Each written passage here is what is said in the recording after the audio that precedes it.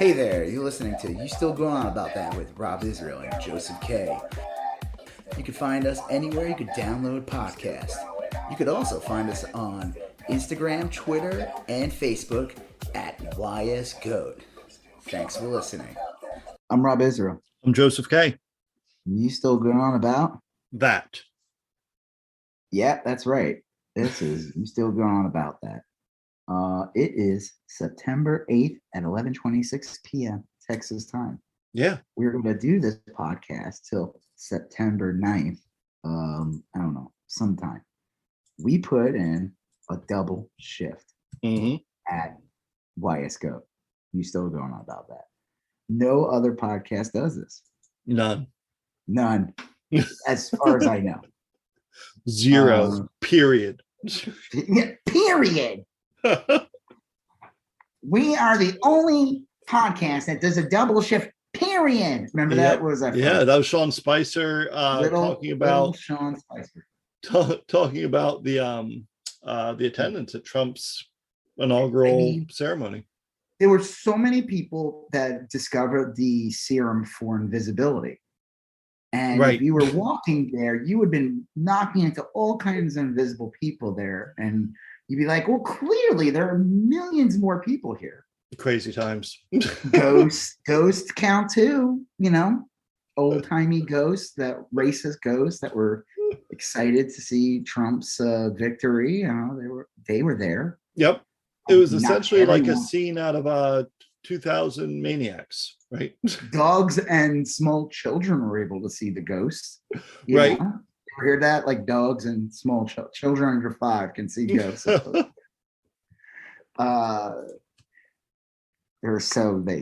what the dogs want you to think. Yeah. Wow. All right. So we got an important announcement to make. Yeah. We're still going on about that, but not on Spotify. Not on Spotify. We're not going to be going on about that on Spotify. We stopped going on. You guys are probably like, why? So we don't, as far as I know, we don't make any money off of this podcast. I know Joseph has some weird deal with Taco Bell. Yeah, Taco Bell. He's constantly going, like, it's weird. Like, we'll be talking about something, and he like always has to interject shit about like the dollar menu. The new spicy that the spicy potato taco is back, and it's weird. We'll be talking about like COVID or talking about like January 6th, and he'll be like, everyone says that he brings up like the Mexican crunch wrap. And I'm like, what does that have to do with anything we're talking about? And I kind of write it off. And Joseph's got this Rolex. When I talk about how the soundtrack to Cruella was as refreshing as a Baja Blast Mountain Dew from it's just a good analogy. Meal, $5 box meal. And you go on, it's weird. You go on for like what value you get, and like, it's a quick meal. And I think it's odd. I think it's really odd. You go on about their breakfast menu, and again, it's always like the weirdest points. I'll talk about something with my family, and he's like, wake me up right now. Some Baja Blast. A Skittles strawberry sour slush from. I think that that breakfast at Taco Bell has to be a classic sign of failure, that something has just gone dramatically wrong. I can't imagine breakfast at Taco Bell. It's it's okay. Their potatoes are good. Yeah. I guess you did it. He snuck it in. And every time he does it, for some reason, he gets little money signs in his eyes. Yes. And he keeps saying "ka-ching" after. I don't get it, but they pay me in their new cryptocurrency taco bits, which is a great taco bits, shells with a dollar sign instead of the S for shells. Right. Well, nice. We're not on Spotify anymore. This episode will not appear on Spotify, and within a day, I think all of our old material should be off of Spotify. And that was something you had kind of brought up today. You're like, well, I don't think we should be on Spotify anymore. And what was the primary argument you had regarding that? They paid Joe Rogan like $100 million to lie to people about like spread COVID misinformation. Like listen, I'll be honest with you, I don't really use Spotify ever. I know people like it to like download music or whatever, or listen to podcasts. And they're huge, like I think, I don't know, my AT&T, I could get like a free 6 months or something. Yeah. I don't know. I've heard stories that you hear like famous artists talk about like how one of their songs was played like 10 million times and they made like $4 from it or something crazy like that. Like they make nothing. And then you hear like they pay the artists, the famous musicians. I think Taylor Swift was famous for like taking her stuff off Spotify. She, I think, took it off, but I think she recently went back on. I think wow. Like within the last year, that was the big news, is that she finally did put her stuff on Spotify. It probably paid her more or something. Well, I'm hit or miss on Spotify. I like a lot of the bands and stuff I like aren't super big or aren't super popular, and they get like pennies. I can listen to their entire catalog, and for all the listening I do, they might get a penny or two. But I think Spotify, in defense of Spotify, I think that a good band these days will use Spotify as like one piece of their strategy. They like put their music on Spotify, people listen to it for free, and then hopefully they tour and they sell merch, and like I buy vinyl albums and stuff. Hopefully that's where they make their money. I'll buy like a limited edition colored vinyl record for like $30. Well, I mean, it's like how I use Instagram and other social media apps to showcase my art. I mean, in theory, throwing it out there for free, and then hopefully if somebody wants something physical from me, they'll buy a print or an original, or I guess they'll buy an NFT, which I will not do, because I think that's silly.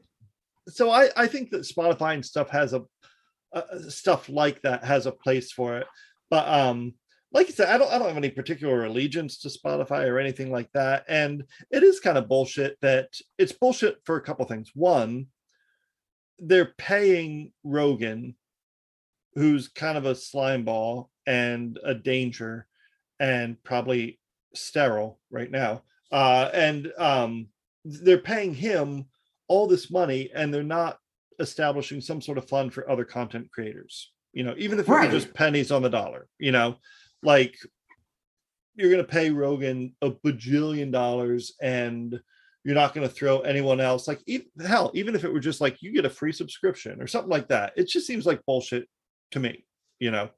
He's gotten ostensibly worse too since he went to Spotify. Like I've seen older episodes of his, and I don't cater to that bullshit that he likes talk.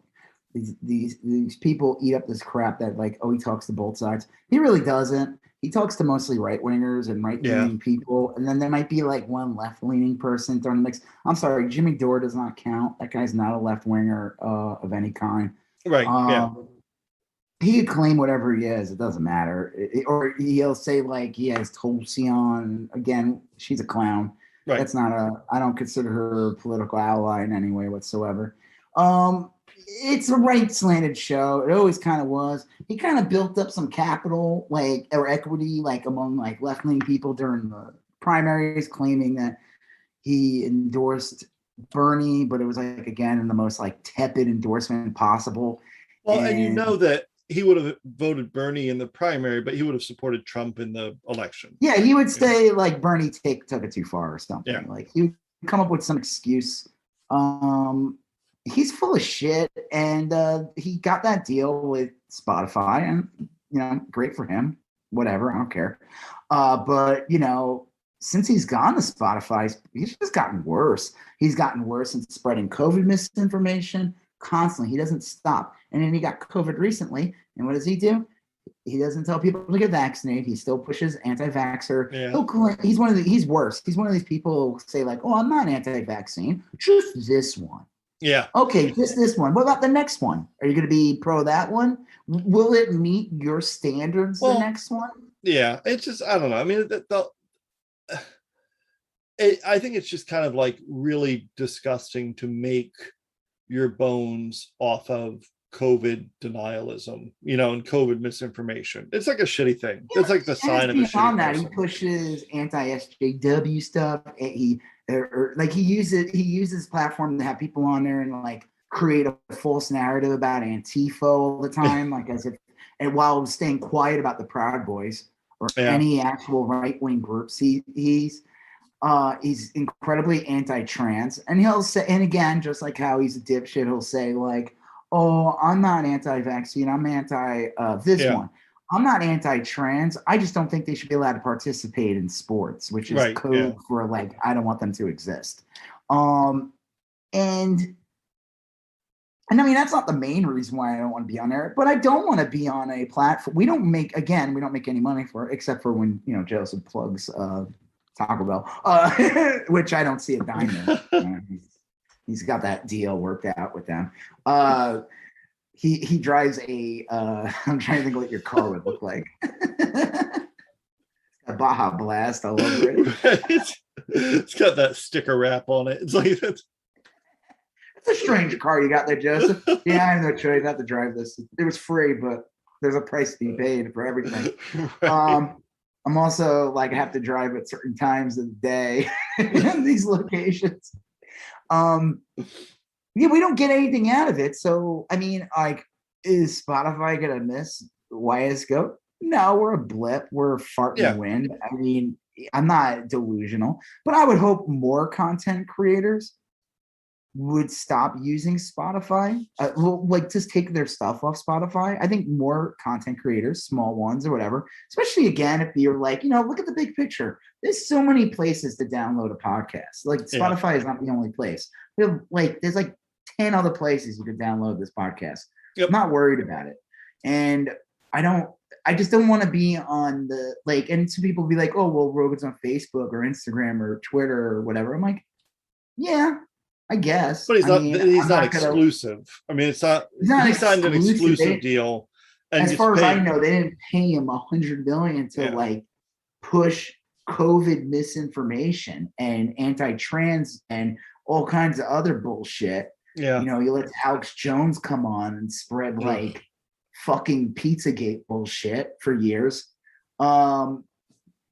Then the people will be like, oh, most people watching are smart enough to know the difference. Are they? Are they? So. It doesn't even matter if they are, they aren't. At the end of the day, Spotify paid Rogan $100 million to let him lie. Yeah, to amplify that. I watched this guy named Hassan Nabi, Hassan Piker, I think. Okay. He does like a streamer, and I'll sometimes watch like some of his clips, and he'll like watch and critique. And I watched a recent one he did where it was like Rogan talking to Tom Segura or some comedian. Yeah, okay. And this was like post him being healthy now of COVID. Right. And he outright lies during this and says like, it's proven fact that people who are gotten COVID are going to be more protected from COVID than people who were vaccinated. And that is complete bullshit. It's just made up. It's been proven that, and the window, like, fine, yeah. Will you get COVID like a week after you get COVID? Probably not. But it is a known fact that the antibodies don't last as long. Yeah. Like, I got the Moderna shot. The Moderna shot actually lasts longer than the Pfizer shot, actually. Like, can I still get COVID? Yes. Well, sure. If I'm not careful, there's a chance. But again, will I end up in hospital? The chances are way lower. But this asshole, it's like he's just like Trump.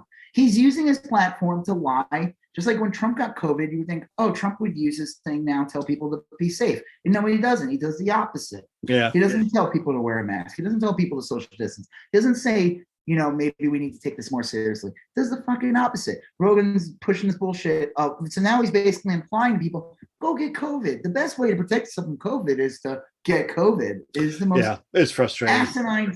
That is such a dangerous, stupid thing to say.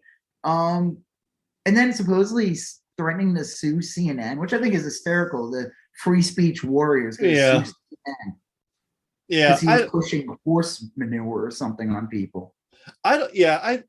He's just sort of I would say he's a clown, but he's just sort of like this dangerous I said it. He is Rush Limbaugh for this day and age. Yeah, I was dead serious about that. Is he exactly like Rush Limbaugh politically and everything how he speaks? No, but at the end of the day, it serves the same purpose. Right, It still same thing. Still leads people to some bullshit right-wing agenda.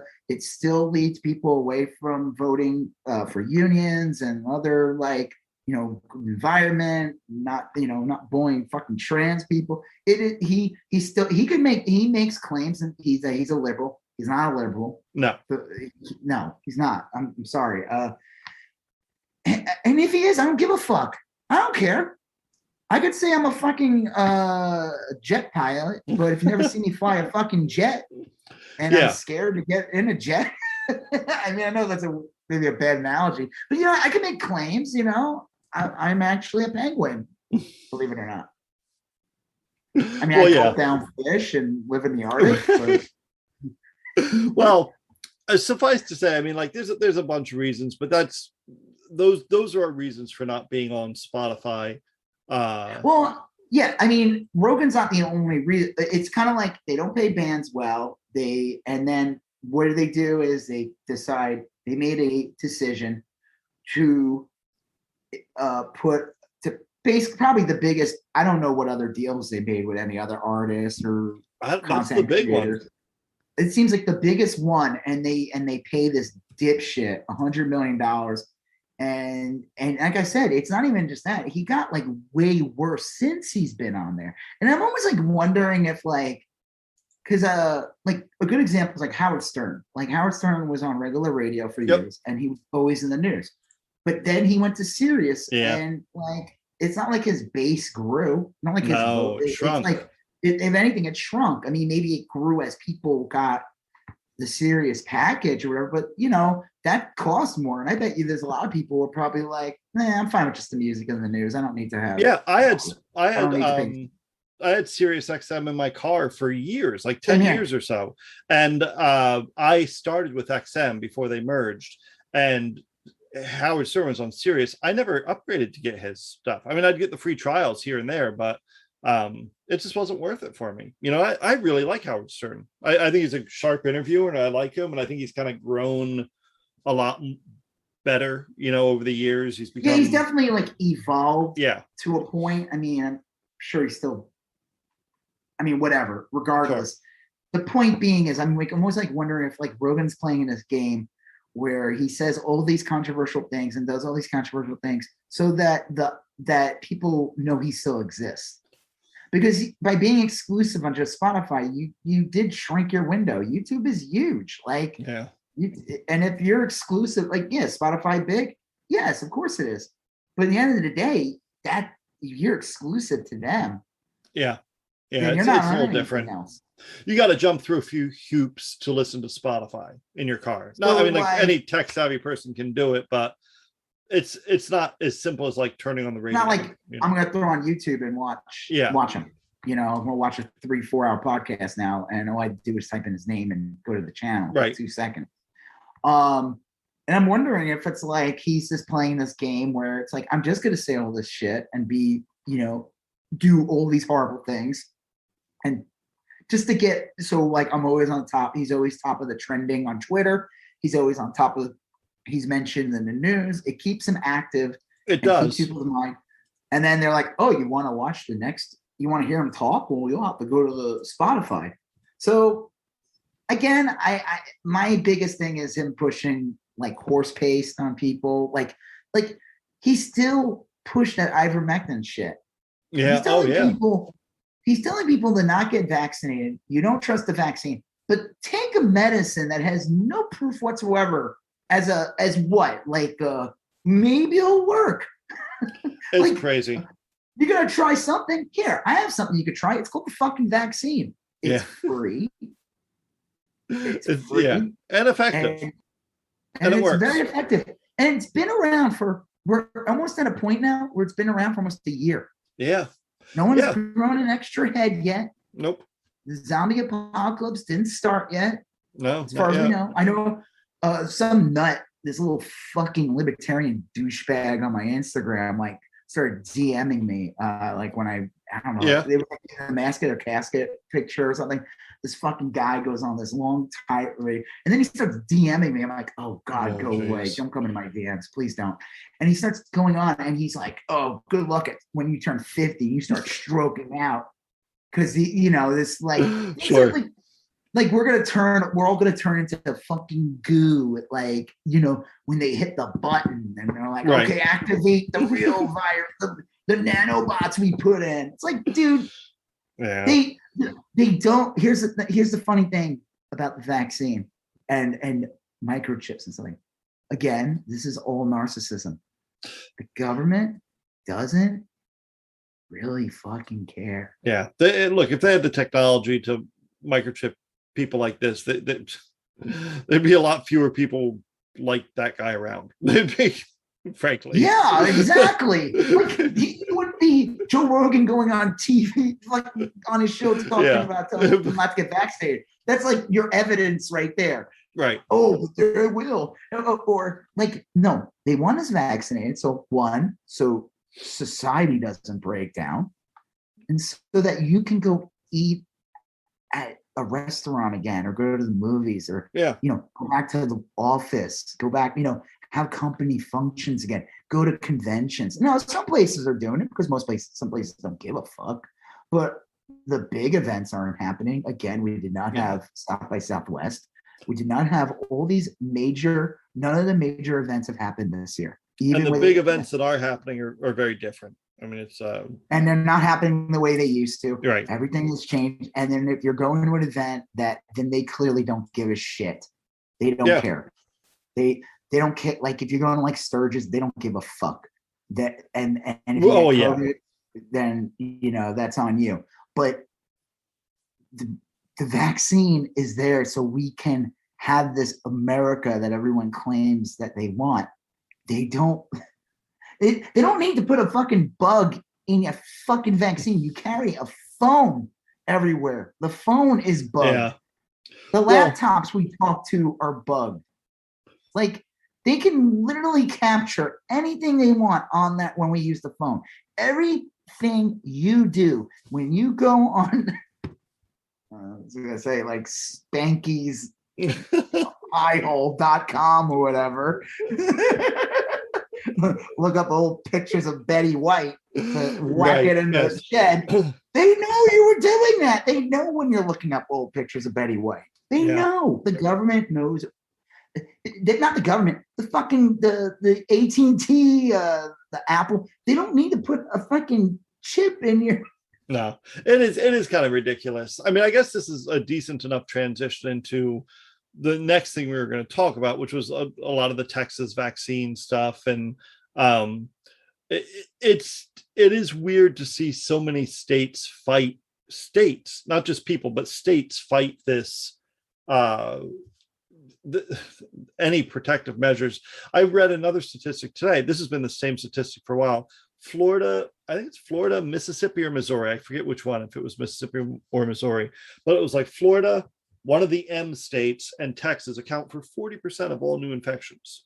Still, it's been this way for months. Those and the governors get away with it. I think it's going to get to a point where fucking the Biden administration's got to step in and actually like strong arm these fucking people, because they are responsible for the infection spreading. They're responsible.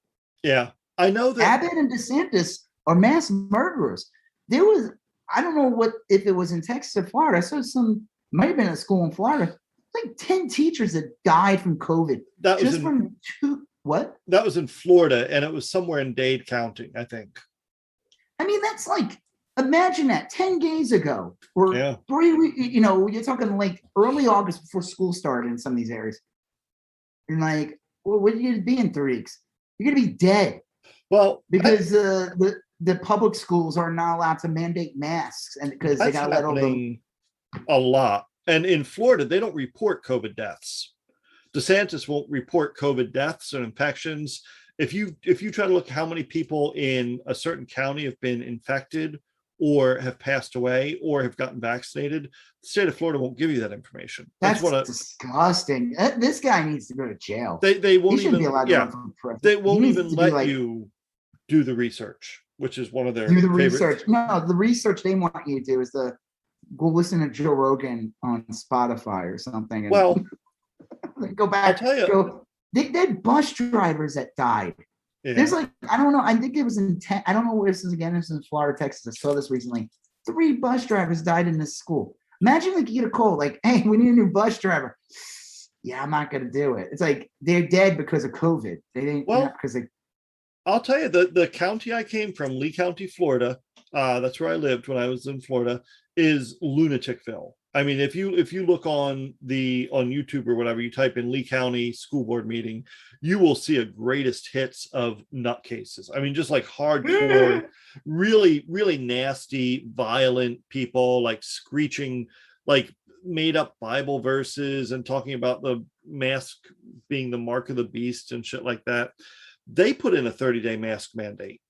They did, and DeSantis is in there investigating them. And it's just horrible that these governors have like turned against, told local officials they can't govern. I mean, it's really bizarre.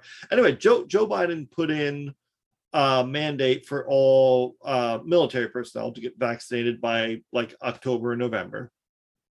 It's gonna be like now. Well, yeah, I don't understand why. Vaccinated.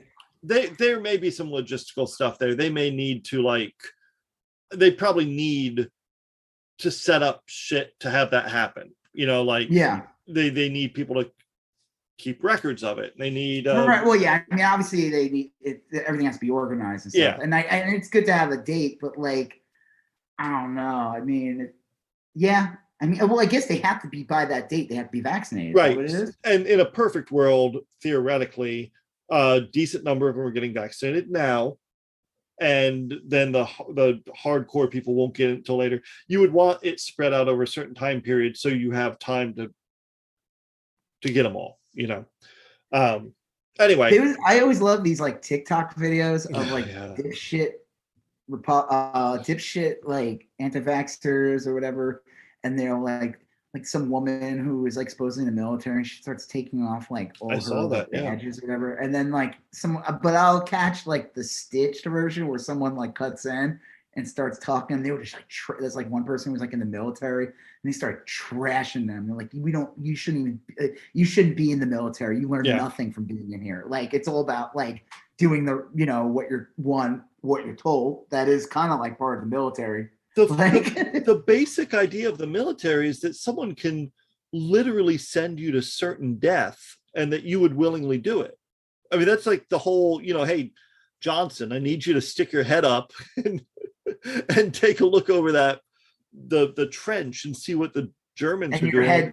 Top of your head blows off. Right. And thanks for looking, John. All right, thanks, Johnson. I guess it's bad. Yeah. You think that if they put those landing crafts on Normandy and the doors swing open, like you got to get out of the boat and charge the beach. That's the whole fucking point. You don't have people sitting in the back of the boat taking off their badges and saying like, not me. I mean, that was like 70 years ago. I would hope that. But I'm just saying, like the point of the military is if they tell you to stick your head up and look over the trench, and the 8 people that did it before you had their heads blown off, that 9th person is still supposed to stick their head up. I mean, that's the whole thing of the military. I may not agree with that, discharged. But everyone knows about you get discharged. Your head will get discharged from your body. That's what will happen. But but I mean, like the fact, I don't like these fucking idiots are refusing to get vaccinated. It's like the same thing. I think we'll just talk about now, like the police forces like cops, to get vaccinated. Like what was it in Portland? Like the union was like threatening, like they were trying to like enforce all the police to get vaccinated, and they threatened. Fuck it. I would say this is a great opportunity to get rid of bad cops. I guarantee you that almost every cop that refuses to get vaccinated is now I have no proof of this. I have no solid proof of this. Right. So this is all based on assumptions on people's behavior and how, statistics and everything. I guarantee you every person who refuses to get vaccinated is a potential Derek Chauvin. Yeah. Well, I think that it's like that mentality. Look, this will get rid of bad cops because if you tell them to get vaccinated or they have to quit, they quit, that'll get rid of them. And you're right. These cops who don't follow rules, they're not good cops. Cops, they need to be rule followers. That's like the whole gist of what they do. You mean like they're not supposed to be cool super cops, like right? Lethal Weapon or no that cop show that Homer Simpson was based on in the episode. And if they refuse to and say, well, we're not getting vaccinated, give them like 6 or 7 months. A lot of them will weed themselves out. I'll put it that way. Like they'll I mean, unfortunately, I know I hate the whole like it's a problem that takes care of itself type thing. Because the problem is these people harm other people because they get their loved ones sick. That's true. Yeah. They get their kids sick. They get strangers sick. They're like a public menace. I think like that, you're right. Like, that is a glib answer, but because like it's like the joke like why argue with an anti-vaxxer when all I have to do is wait. Yeah. Like, I mean, it's kind of funny when you hear that. I mean, it is glib. It is funny. Like, it's a good joke. Those anti-vaxxers are a dangerous threat to people because they like. Well, there is two companies. What? There is two. Like if we're being serious about it for a second, there's some people that are just horrible people, but there are, I'd say, probably a good number of people who won't get the vaccine and people who won't wear the mask that were just tricked by bad actors, and you can argue it's their responsibility to figure this shit out. And I tend to agree, but like, I'm thinking particularly of like older people that watch Fox News 18 hours a day. Yeah. I still don't have sympathy for those people. Well, I don't know. I mean, like I do to an extent. And I'm not talking about the ones that go out there and cough on people in supermarkets. Or that lady in Nebraska, I love it. These people, again, they're so stupid. They get recorded and it goes out. And you have like all these people who can do research very easily on the internet and find out where you work. She was fired like an hour or two ago. That company posted on their Twitter feed, they fired her. The Nebraska lady was coughing on people? She was technically from Arizona. It happened in Nebraska, but she was from Arizona. She was visiting her sister in Nebraska. She's a fucking idiot. Like, what the hell? She was a lawyer. She was a lawyer. Oh my God. Like, these people have lost their fucking mind. Yeah. Well, they've lost their mind. That's not normal. That is not a normal thing to do. I'm not talking about her, and I'm not talking about the people that go to school board meetings and flip out.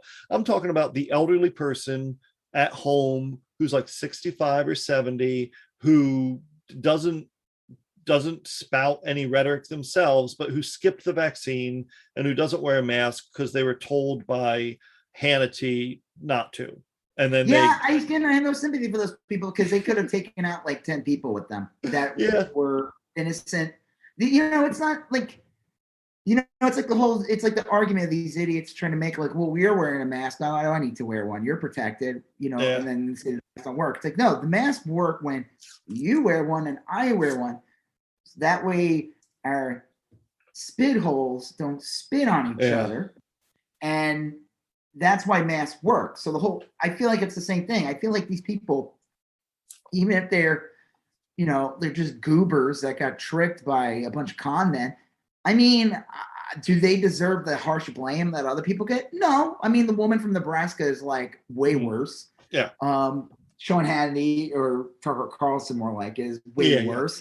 But this person is an innocent person. Now, if they're not affecting anyone, it's a different story. They're just hurting themselves. But like, again, this virus is not it.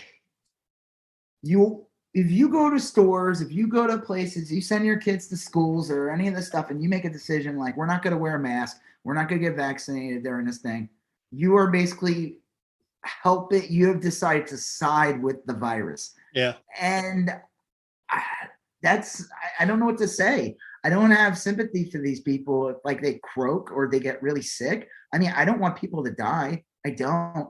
But at the same time, I'm like, you were given all this information and it's awful. Did you see that guy on the airplane making like weird growling noises? I saw that. Yeah.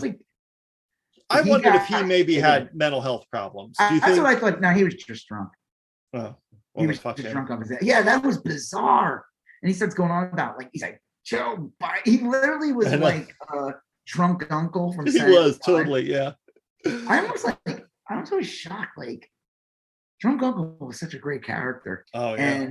And they never. I guess Bobby Moynihan left early on during Trump's administration, but like they never did it again during Trump's administration. He would have been. That's like the perfect character for the archetypical Trump. Yeah. I saw that. Him being drunk sounds more logical. I've seen a few, like I guess the QAnon shaman is one where, look, he does need to be locked up somewhere. I do feel like of all the terrorists that invaded our capital, I always had like a little bit of sympathy for him because I think there's something like. Oh yeah, no, I don't think he deserves. He doesn't deserve to be in there as long as like a Proud Boy or anything. Right. This guy needs like help. Yeah, and I think he got 4 years. Oh, I don't know. I don't know. That seems like harsh in comparison to like what some of these other guys are getting. Yeah. Who were like, I would have hoped he would get like court mandated treatment or something. You know, he needs like he was a distraction. He was a patsy. Yeah.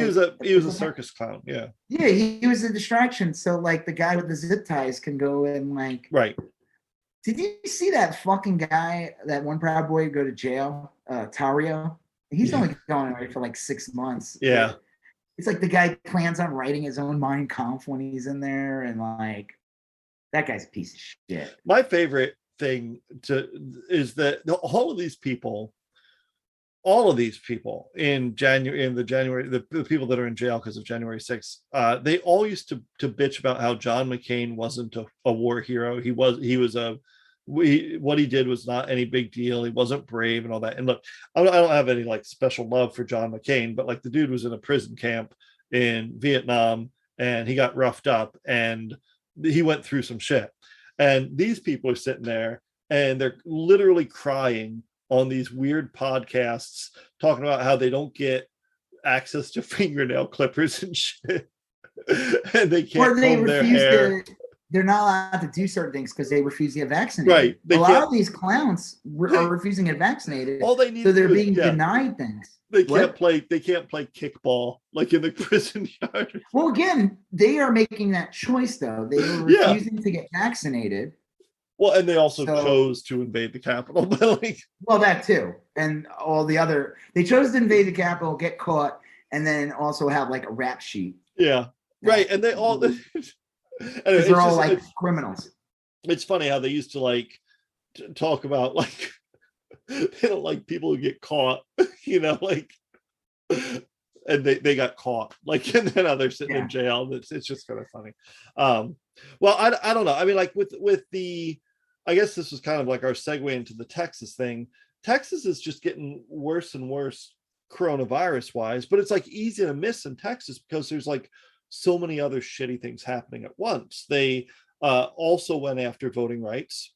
They also went after education, and they also went after abortion rights. And they did it all at once in like the most spectacular and mean-spirited way possible, you know. And the abortion one is the most cruelest because of the bounty hunter thing, which is insane. I mean, it's not even just like the whole cruelty of like, oh, well, you can get an abortion before 6 weeks. Like, that's insane. That's totally insane. Like, well, they purposely go ahead. No, it's just like so cynical because they realized that they can't stop abortion. You know, they can't. No one ever can. You know what they can't stop though? Mountain Dew's Baja Blast. Right. That's exclusive to Taco Bell. They can't stop the freshness. While you're at it, get yourself spicy potato taco. Happy hour between 2 and 4. But they can't stop that. And so they're like, you know what? We're going to throw a whole bunch of red meat to the worst of our supporters. And they basically said, it's open season on women. You get 10 grand for everyone you catch. It's just like that, you know? And then he gives like this bullshit press conference thing where he says like, like, oh, they're gonna go after, about keeping a rapist baby, because basically, not just did they make abortion illegal, after 6 weeks, which is like, just, it's illegal. Yeah, it's pretty much illegal in Texas. But you also can't. That also had, like, you still have to carry that rapist baby in you. That's not an excuse anymore. And I think there was like some other thing. And on top of it, like, let's say you do get aborted, the fucking parents of the rapist can sue you for aborting their sweet child's fucking demon seed. I'm pretty sure there's already laws in Texas and stuff where the rapist's parents can sue for custody of the child. That's probably definitely true.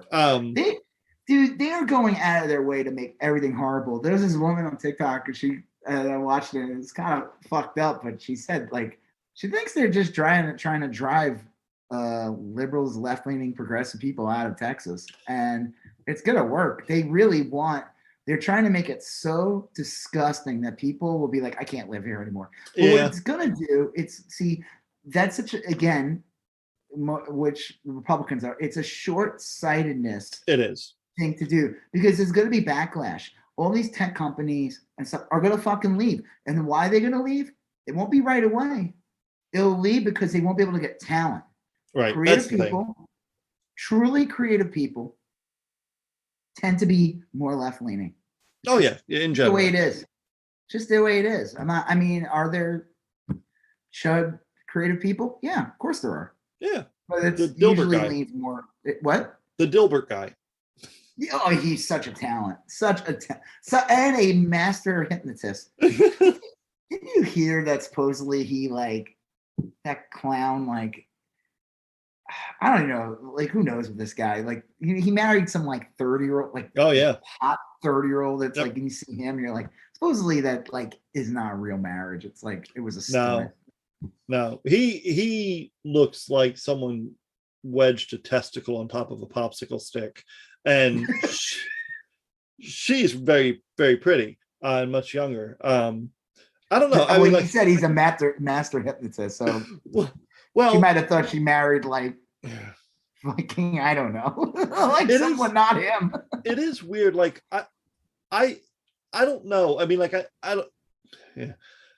I think a lot of people make decisions prior to getting politicized, meaning, like, I think that, like, you and I are just naturally, like, interested in politics, and we're kind of left-leaning, and we're a little activists and stuff like that.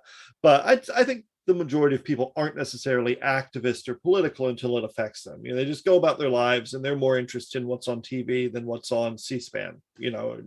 So I think that you're more likely to have a young family move to Texas for a job or for this, that, or whatever. And then when they get here, they're like, oh, fuck, like, what? I didn't realize all this. And then they become, they either can leave Texas, but if they just moved here, it'll be difficult to do that right away. And they become active locally. And that's the trick for progressives in Texas, is how do you get those people excited and focused on one thing to vote? And the Texas thing, what's going on with, like, the whole abortion thing, and even it's beyond just it being political. Like, they are literally lowering the quality of life here. They're lowering the quality of life. People can sue people, bounty hunters and stuff like that, on, like, women that they just suspect that they're going to get an abortion or any kind. Like, that's not normal place to live. That's not, what the fuck? Wait, what is this, 1800s or something nonsense? Well, it specifically tears communities apart. It specifically intentionally does that. So, like, and didn't, like, Uber or Lyft or something said, like, if they said, like, oh, if you're an Uber or Lyft driver and you take someone to get an abortion, you're just as, like, you're considered part of the crime or whatever they're considering. And I think Uber or Lyft said something like they will cover. I don't know. Lyft did. Lyft said, look, we don't ask people where they're going. I mean, like, for why they're going to where they're going.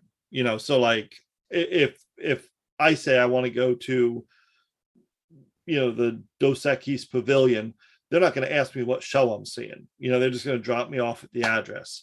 And they said, we don't really ask people why they're going to where they're going. And Lyft said that they would pay all the legal costs and expenses of any Lyft driver sued. So, but that's ridiculous. It's so ridiculous. That should not be something that, like. Well, that's the wrong. I mean, like, I appreciate what Lyft is doing, but that's the wrong approach. The right approach would be, we will take people wherever the fuck we want because it's legal under federal law. And if you want to come at us, we're setting up a campaign. We're donating to your opposition or whatever. Yeah. You know, like, yeah, that's the real correct way to do. Yeah. Like, we think your law is a joke. The Lyft is saying we'll live under these laws and pay the penalties you ask. But they won't. After a while, they won't. They won't. I don't see, look, like I think I tweeted this one. I don't see any of these suits ever succeeding. I don't think the point is for any of these suits to succeed. I think the point was for Texas to give for Abbott to give every Texan chud a boner about this and to harass and intimidate women. This goes to court. There's no way anybody wins. Like, you're going to subpoena the doctors. The doctors will be like HIPAA. The doctor patient. Marjorie Taylor Greene's HIPAA rights. Yeah. Remember her HIPAA? Exactly. This will be a real version of it, but it's HIPAA. You know, look, doctor patient privilege. I can't reveal the procedure that she saw. And then the second one, and it's not a criminal code; it's civil, so there's not like a crime exception. And the second thing is, if you call the woman up to the stand, you just take the fifth. Like, I don't see how this ever results in a successful whatever. It's just designed to intimidate people. They want to clog. Yeah, of course it's to intimidate people. What do? They want to clog up the court systems. I mean, we're already clogging up the hospitals with like COVID patients. You know, there's people who like get into car accidents, break arms, you know, everything, heart attacks and everything, and they can't go to places because we clogged up the hospitals with anti-vaxxers and stuff. So now we're going to clog the courts up with like fucking reckless bullshit like this. I don't know, but I will tell you this, that Texas has like 200 like pregnancy crisis centers, which are really anti-abortion groups disguised. Those are to trick. They're there to trick people. They trick women. They trick poor women. They think they're going to a place to get, like a. Well, they offer they make it seem like a clinic because they offer ultrasounds because they're going to show you that ultrasound, and they offer free pregnancy tests and stuff like that. But they don't offer contraception. They'll say to women like, "Oh, like the abortion like will leave permanent damage on your body," and you will. If what progressives or liberals should do, if they're serious about this, is that they should be going to those, just like the pro-life people go to Planned Parenthood. There should be a liberal standing outside of every one of those places saying, look, they're going to get your name, they're going to get your license plate number, they're going to track you down and put a bounty on you. Yeah, the problem with that is that most of the people who are like, who do things like go to the Planned Parenthood and stuff like that, they're nuts.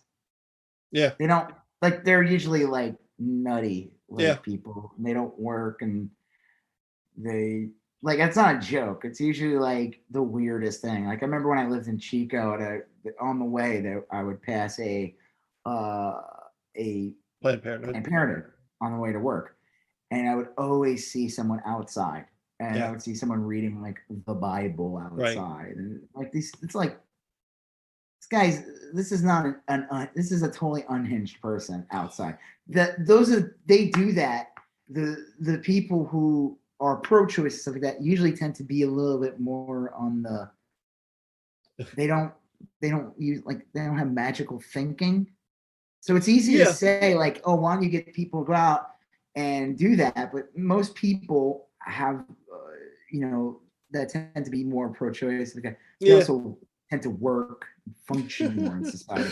I'm not trying to be mean. I'm not trying to be a snob or, to the wackadoos that sit outside Planned Parenthood. It's just there's a reason why those people are outside the Planned Parenthood and why you don't. It doesn't need to be, like I said, it doesn't need to be people protesting outside of it. It doesn't necessarily have to be that, but people that should be baked into the cake. If they have Google page, that should be on your Google review. Hey, they'll collect your name and they'll put a bounty on you. Or if someone wants to put a billboard up nearby, or if there's a storefront next door that's sensitive to these issues, they should have a sign saying, hey, the people next door are hunting you. The right is so good at doing stuff that the left has no stomach for. Well, I don't know. I mean, like, yeah, I mean, okay, that's a bad analogy. Like, I'm not like people outside of abortion clinics infringe on people's personal space. They get, I mean, they're not just simply providing information. They're harassing and intimidating. I don't know. It's the Biden administration says they're taking, broke tonight at 10 p.m. I guess it was last night. And they said that they are preparing a lawsuit against the state of Texas for this law. Good. I don't know what it's going to entail. Rachel, I don't think they need to put it out there that they're not going to tolerate this. They need to say that we support the right to choose. We think it's absolutely disgusting. This bounty thing is cruel. It's beyond, it's not even just like, it goes beyond even the abortion thing. I mean, you add in this abortion thing and then you put in this ridiculous thing on top of it. That's just incredibly cruel. Yeah. I mean, like, AOC tweeted out something basically saying, oh, because Abbott claimed about the rape thing. Yeah. They'll go after, maybe I should, I don't even want to hear him. He basically, they asked, he said like how the law, again, you cannot, there's no wiggle room even for like women who were raped. Like they still have to carry that baby if they didn't get it aborted before 6 weeks. And he started going on about like how we will go after every rapist in Texas. Like, what were you doing before? Well, there's like 6,000 rape kits sitting on the shelf in Texas evidence rooms. I mean, they're not going after rapists. Yeah, it's a known fact that if you have like 1,000 rape cases, probably like 6 of them will actually lead to that rapist going to jail.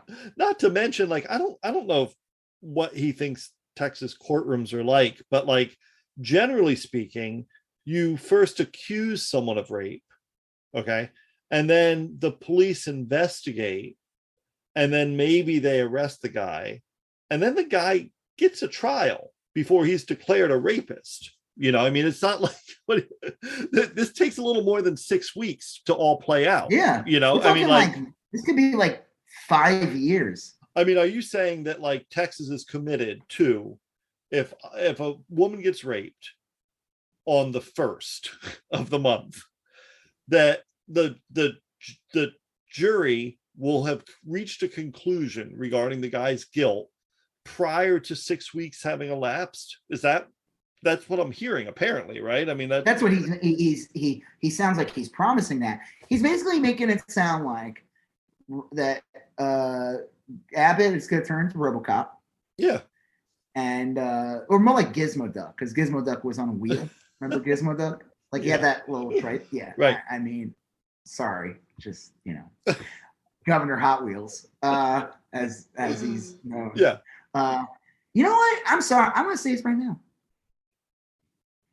You should not make fun of the disabled. You shouldn't do that. Yeah. But you should also be allowed to roll Abbott and Madison Cawthorn off a cliff. Yeah. Right. I think, right? You agree 100% with this? Yeah. like you are allowed to recreate the Mac and Me. That's where I was trying to figure out a way to work in a Mac and Me with Paul Rudd. Yep. No. Well, I do not condone violence of any kind. I'm just saying, though, you should be allowed to say awful things about Abbott. Because, and I will say this another thing about Abbott. Yes, he is disabled, but he made sure every person who experienced an accident like him would not ever, like Abbott made millions off of his injury. And people who have experienced injuries similar to, or if not worse than Abbott, were not able to even prosper the way Abbott did, thanks to Abbott. Thanks to Abbott. Yeah. Like just think about that. Like, what kind of person that is right there. This is a terrible person. It is. It's just, I mean, the whole thing. I mean, and that again kind of reinforces my whole theory that this whole thing is like nonsense. Of course, you can't convict a rapist within 6 weeks. You know, that would never happen. Like, what are you gonna like? Like, think like our society's gonna change to Judge Dredd, and we're gonna have like, you know, Judge Dredd. Remember? Not the comic and stuff like that. Like, they were basically allowed to execute people because they were the law. You know, they were able to. It was able to bypass the court system, and if they felt they need to kill someone, so I guess that's Abbott's condoning, like, you know, instant arrest. A cop is able to be a judge as well, and the rapist will be thrown in prison and experience, I don't know, whatever rapists get.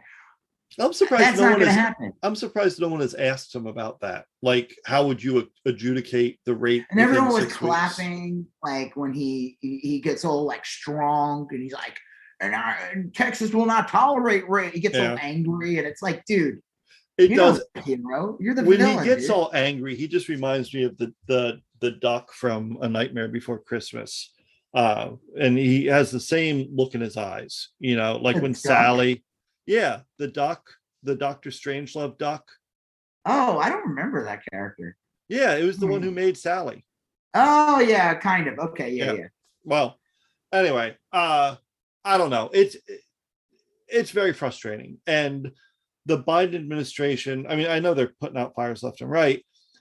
I feel pretty good with a lot of the things they're doing to combat these, but they got their work cut out for them. They're going to have to do something. The country's not going to be able to function. You can't have this, you know, again, we are supposed to be the United States. Like, yes, do we have like stricter laws in other states over other states? Sure. Yes, but this is ridiculous. This is so ridiculous. This is like they're making Texas into a foreign country, basically. Well, in a way, by having such extreme, and they are breaking the Constitution. It defies I think the Constitution, Roe versus Wade. It's like the first trimester a woman is allowed to have an abortion. Yeah, and they are defying Roe versus Wade. Now, the Supreme Court, they kind of already, you know, sat back and said, that's fine, but in theory, it goes against the Constitution. It definitely goes against past precedent. And if this court, which is comprised mostly of horrible people, says, hey, you know what? If we don't agree with the previous ruling, we'll just change it. Then you kind of open yourself up to things that maybe other people wouldn't like. Let's say Joe Biden packs the court, and now the liberals have a majority. What's to prevent like Washington, D.C. saying like, hey, we want to outlaw all guns, period. And the new liberal court's like, hey, you know, it's always been precedent, but we've looked at it again, and now we feel differently. Same thing. We think they shouldn't be allowed to own an AR-15 anymore. Yeah. Or any guns, period. Yeah, I mean, if you want to, we've looked at Fantasyland, we might as well. We've looked at it again. Sure, no gun thing. And if you're not in a militia, you know, regulated by the state, I mean, like who knows? I mean, the point is, if you throw out precedent, then there's very little stability in the law, you know, and that's not good for a country. It's almost like, I don't like people being able to own assault rifles. I don't like that at all. But like, there's a reason why things are so slow to change, because it brings. Well, we actually, you couldn't. What now? George W. Bush let that law sign through. Oh yeah. I'm just saying, like, there's a reason these things take a lot of time. I don't know. It's. I mean, it's like Abbott is trying to create this scenario where it's like that scene in RoboCop. Sorry, I was bringing up before, where RoboCop was like they show like a montage of him doing different things, and there's that scene where like these two guys are assaulting a woman, and RoboCop aims and shoots the guy's dick off right in between her legs. Like as if that scenario is going to happen, then RoboCop's just constantly shooting dicks off. You ever seen that? Yeah, that was someone good. Made like. You ever seen that? Well, the irony is, I think they filmed that in Deep Ellum, so I think. No, but did you ever see the edited scene? Yeah, The joke. we talked about that. I think when Okay, the online. Yeah, you like showed it's it to me on perfectly YouTube. and Yeah, he's just randomly shooting dicks. Abbott's just shooting dicks off of pew pew off of all the no. AOC knocked it out. She basically said, let me see if I can find a tweet. I retweeted it pretty recently, so it should be fairly easy to find.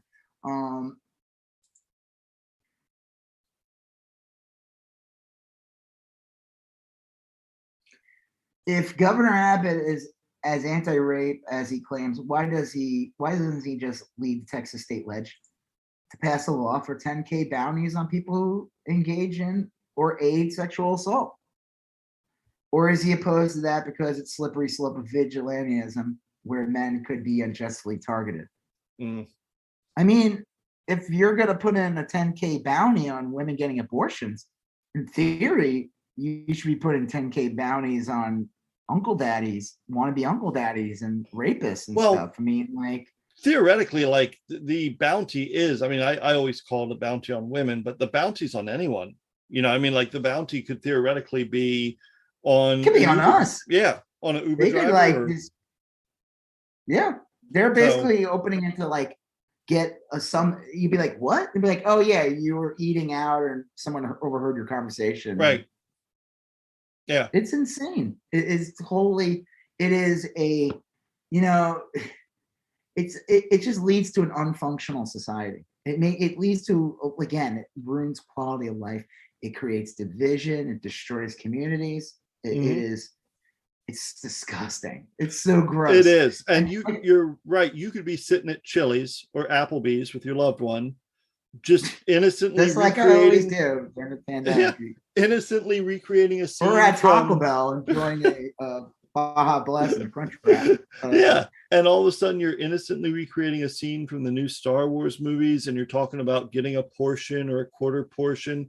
Someone mishears you, and the next thing you know, they're like, he was in. I love talking about the portion scene, and actually, me and my son used to do that. It's such a funny scene. It is. Yeah, it is actually. Portion. Want a portion, and someone overhears you. Right. You say abortion?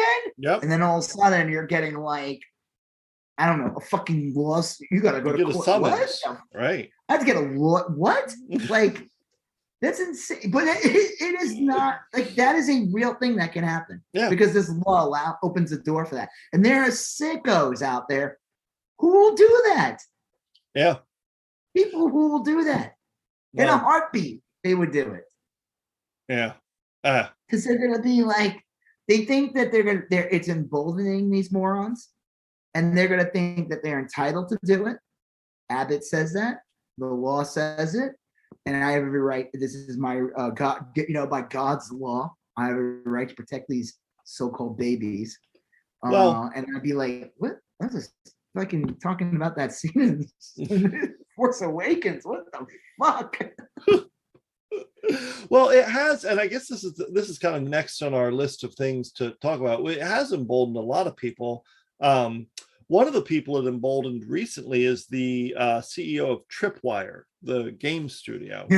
Who we need more of this to happen. This can't be the only one. This guy put out a statement saying he fully endorsed. I think I have the tweets though. Yeah, I found it. What's was the guy's name? I was just looking up. I think. All right, the John Gibson, I think, is the name of the guy. I don't think he ever took it. Oh yeah. Proud of I have it right here. Proud of the U.S. Supreme Court affirming the Texas law banning abortion for babies with a heartbeat. As an entertainer, I don't get political often, yet with so many vocal peers on the other side of this issue, I felt it was important to go on the record as a pro-life game developer. Guy makes games where you literally just slaughter people first of all, right? Isn't that like literally? It's just, I mean, like, look, I play these games. There's nothing, I don't find anything inherently wrong with them, but they're like super dumb, gross, violent games. Yeah, pretty much. And I know I wrote something back to him, but a lot of of people wrote stuff back to him, and Tripwire put out a thing, basically saying they fired his ass. Yeah. Right. Yeah. I mean, what was their statement? Do you have that? Yeah, they said, and let's see, what did Tripwire say? Tripwire said, wait, I got it. Yeah, go ahead. Tripwire, his comments disregarded the values of our whole team, our partners, and much of our broader community. Our leadership team at Tripwire are deeply sorry and unified in our commitment to take swift action and to foster a more positive environment. Yeah, they just said that a couple days ago. I don't know. I mean, like, I said, what did I say? I'm trying to find my tweet. It's kind of funny because I like clumped all of them together with my that dick drawing. Yeah. And I said, it looks like Tripwire cut off their dick.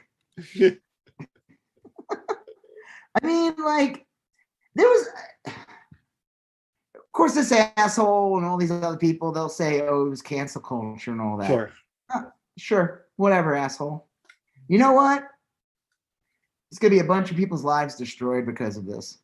Yeah, I mean, like, I don't get this. Like, he's saying it's awesome that he gets to vote on someone else's health care.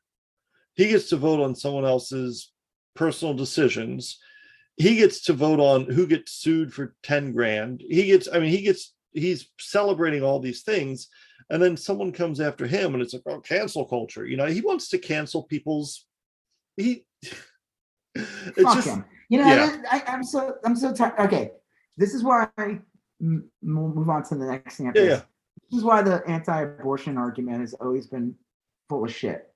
Because the same people who are anti-abortion always, one, they refuse to teach sex education. Right. They like do everything possible to prevent sex education. They'll do anything. Yeah. They go to the school boards. They go insane. If they'll pull their kid out of class if it's that day. They won't sign the letter. They will make sure that kid doesn't learn shit. Yeah. And then they do that abstinence only bullshit, which is proven anytime there's abstinence only, that in any of these areas, there's a known fact that STD rates are high as fuck because all these kids, you know what they do? They figured out like a loophole and they're like, yeah, we'll just fuck each other in the ass. I'm not even joking. They ate this was during the Bush years. I remember reading something about this where like all like this one abstinence only and all these people, they were like still doing things. They had it was like a breakout anal warts in the area. Yeah, and the thing with abstinence only is it specifically does not teach comprehensive sex education, which includes things like, hey, you know, you may have feelings towards these other people. You may experience sexuality differently than what you've been taught or something. You know, I mean, it's really harmful to do that. There's no nuance to it. Yeah, at all. Yeah. And it's a fantasy, and the kids know it too. They're like, they know that it's bullshit. Yeah, and they just go ahead. What? Well, I don't know. I mean, I went to high school in the 1980s, which was a million years ago, and I went to 1880s. I went to high school in a real conservative part of Florida. And we had comprehensive sex education. I mean, they taught us about condom usages. The teacher used a cucumber to put on I mean, it was like a real hardcore. I'm telling you, it's okay. So like the radical right wing. Radical is a bad word because that would imply they're cool, like Bart Simpson. Right. Yeah. I think like it's almost like it's weird. It's like, was the 80s less progressive? Yes, in a lot of ways, but it was also very progressive in that like a lot of things that were instituted in the 60s and 70s still went through in the 80s. But I'm telling you, like in the 90s and the 2000s, all those groups made sure to fucking get rid of that stuff. So you got generations of kids in the past two decades that didn't learn dick because these right-wing assholes like made and these like anti fucking sex education morons had their way. And you learned all this stuff because of a bunch of hippies were able to actually teach people shit. And, I think, it wasn't really like as big of a culture war yet, but man, once W got in there. Well, that shit like went into overdrive. You did. You had a big reactionary movement. I don't know. It's horrible. I think one of the things that bothers me too is that, I live in Texas, obviously. Um, it pisses me off that people from all over the country are pouring money into Texas to change Texas. And a lot of the tweets I see about this law aren't from Texas. I saw it like right before we went on, I was on Twitter, and there's this person, and she tweeted, if you don't like the laws in Texas, you can GTFO. But that was her tweet. It was a medium-sized account, like 35,000 followers or so. And so I look at it, this person's from fucking Washington State. Like, what? Washington State is never gonna do something like Texas ever. What are you fucking talking about? I can get out. You're telling me we can trade places. I would gladly go to Washington. Fuck, Jesus Christ, come here. You know what? She would fucking hate it here. She'd be pissed off. Well, that's, you know what I mean? Yeah, that's the thing. Well, it is. Washington's odd, and like I lived in Oregon for a long time. The coasts are anything on I-5 is generally pretty progressive, but man, the whole eastern portion of the state, like the eastern. Oh yeah, once you go inland. Yeah, you get an hour away, you're in fucking like, that was like California. Everyone thinks California is this liberal bastion. No, it isn't. No. Oh, no, it isn't. Let me tell you, that recall scares the shit out of me. Yeah. We should talk about that later. Actually, we should add that to the list. Yeah. That I think don't say it. Don't jinx it. Yeah. Don't jinx it. All right. We'll talk about it. We'll talk about it later when we talk about like September 11th or something. Okay. So, yeah, I mean, like the other thing too. Again, while the anti-abortion argument's bullshit, not just are they anti-sex education, but they're also like anti-sex, like prophylactics. Yeah. Anything that will help like stop. It is like. It's funny, all these like right wingers, all these like nuts in Texas they were all saying for months now with the vaccine, my body, my choice. Like unironically, they would say that, and then like the abortion thing comes through, and it's like that is the right wing's, the Republican. I mean, it's not even like Republican per se. It's like that. The far right in the United States and even the center right, they 100% believe that they should just be able to do whatever the fuck they want, period. If they don't like a law, they don't have to follow it. If they don't like science, they don't got to listen to it. If someone else, I mean, like, it's literally, I'm going to do whatever the hell I want, and you need to do what I tell you to do. That's it across the board. That's the only consistent thing about their positions. Yeah. And they used to scream and scream about moral relativism and all that kind of slippery slope stuff. And you can't use situational ethics, and you can't do, but that's 100% what they're doing. 100% what they're doing is this, like, I'm going to do whatever I feel like, period. Just based on what I feel like doing in the moment. At this time in this moment. Yes. And I may feel differently like that tomorrow. Asshole who was coughing on people in Nebraska. Yeah. It's bananas. And the funny thing is, and I don't mean this in a real way, but like that is the basic core value of Satanism, is like do what that's true. Do what thou wilt shall be the whole of the law. And like it's totally, that's what Satanism is. It is. It's literally Satanism. And I would never say that because that's not like the perspective from which I'm approaching this argument. It goes against it, but they are using like a twisted form of it. It's literally Satanism. Yeah. These people are libertarians when they want to be libertarians. Yeah. They're not libertarians for you, libertarians for me. Yeah. Like that asshole who got fired from Tripwire would probably claim that he's more of a libertarian, right? Yeah, they all do. Yeah. If you're anti-choice, if you're forced pregnancy, you're not a libertarian. Sorry, you're just not. You just want to claim you are and claim you're like all these things. What if it benefits you? But you're yeah, I don't know. These people are fucking. It's gross. And like I said, that's why I always knew the forced birth. That's what we need to start calling these people. Fucking forced pregnancy, forced birth people. They don't, because it is a known fact that during usually Democratic administrations, abortion goes down. And then why does it go down? Because people become more educated. There's social services, more social services. There's more things going on, and pregnancies go down. Teen pregnancies go down. Here's what reduces abortion: contraception, sex education, free preschool, universal basic income. Those things get rid of abortion. You know, not 100% of instances. Crime is probably going to go up in Texas. Oh, fuck yeah. Thing.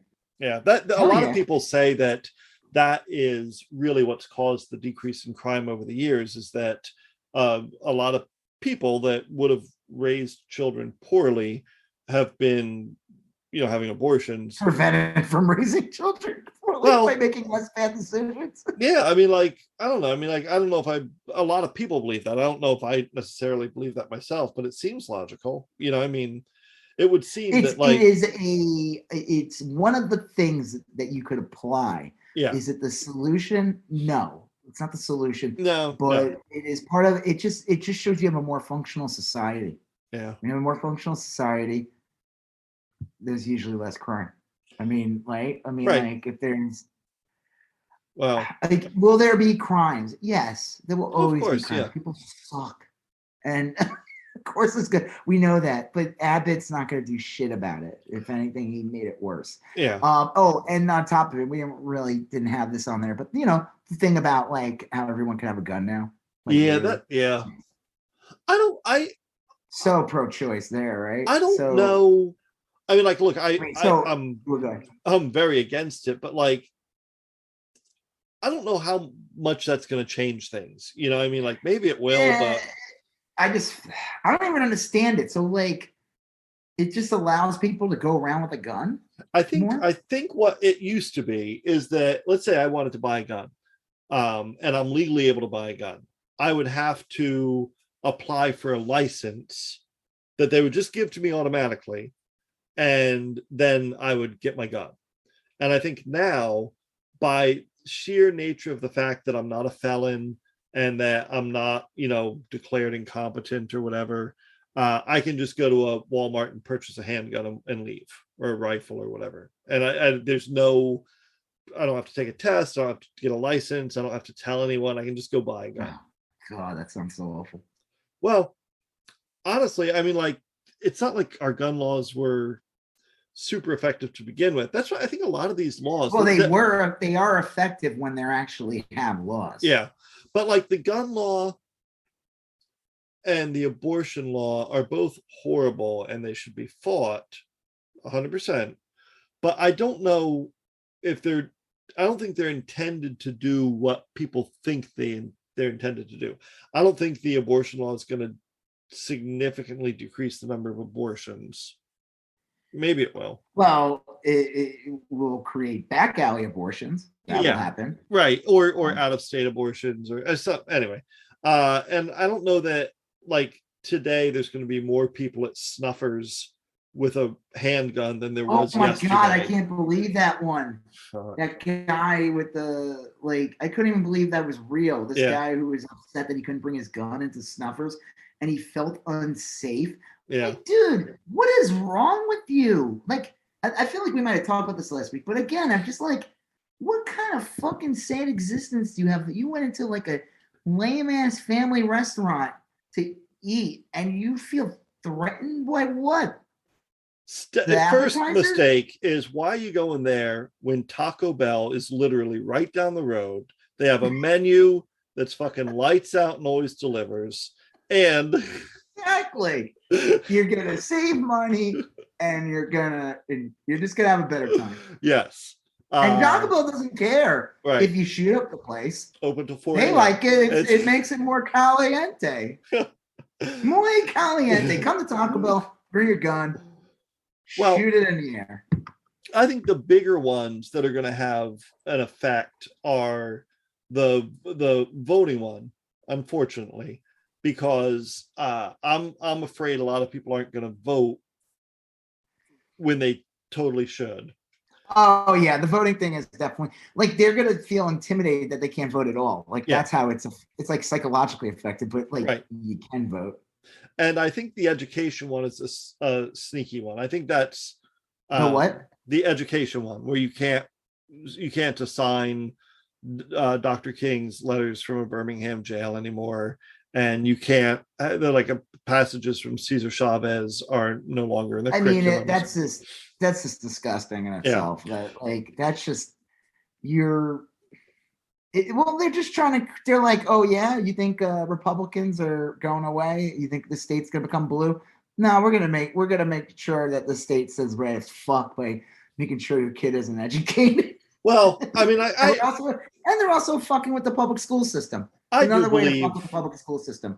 And it may not happen real soon. It may not happen soon enough for our liking. Texas is in it can't stay like this. You know, white people are getting fewer and fewer, and they're losing power. And that's why they're so angry, and that's why they're going through all these hoops to keep it. Kids are getting more progressive. They just are. You can't tell me that. To a point. I think that there's a lot of shitty people out there that they can think that will claim they're progressive, not that they're watching and they realize it's of course, but they're going to get incrementally more progressive. You know, I mean, they just are. You know, and that's not to say every single kid is going to get like more gender identities are not going to be a thing for like some of these kids. Yeah, I'll tell you, man, it's not going to be an issue. I taught at a school that was pretty conservative and was it was pretty conservative and it was pretty right wing. And generally speaking, it's certainly not everyone's. I saw a lot less overt homophobia and transphobia than I would have expected. I know that sounds like an awful compliment to give, but there was like it was real different and I was expecting something very different. Things are trending. Maybe they weren't aware of it. No, I mean, like there were like openly gay and lesbian kids in classes that would like, you know, participate, and there's, you know, identity was well known and everything, and it was never an issue. You know, it wasn't.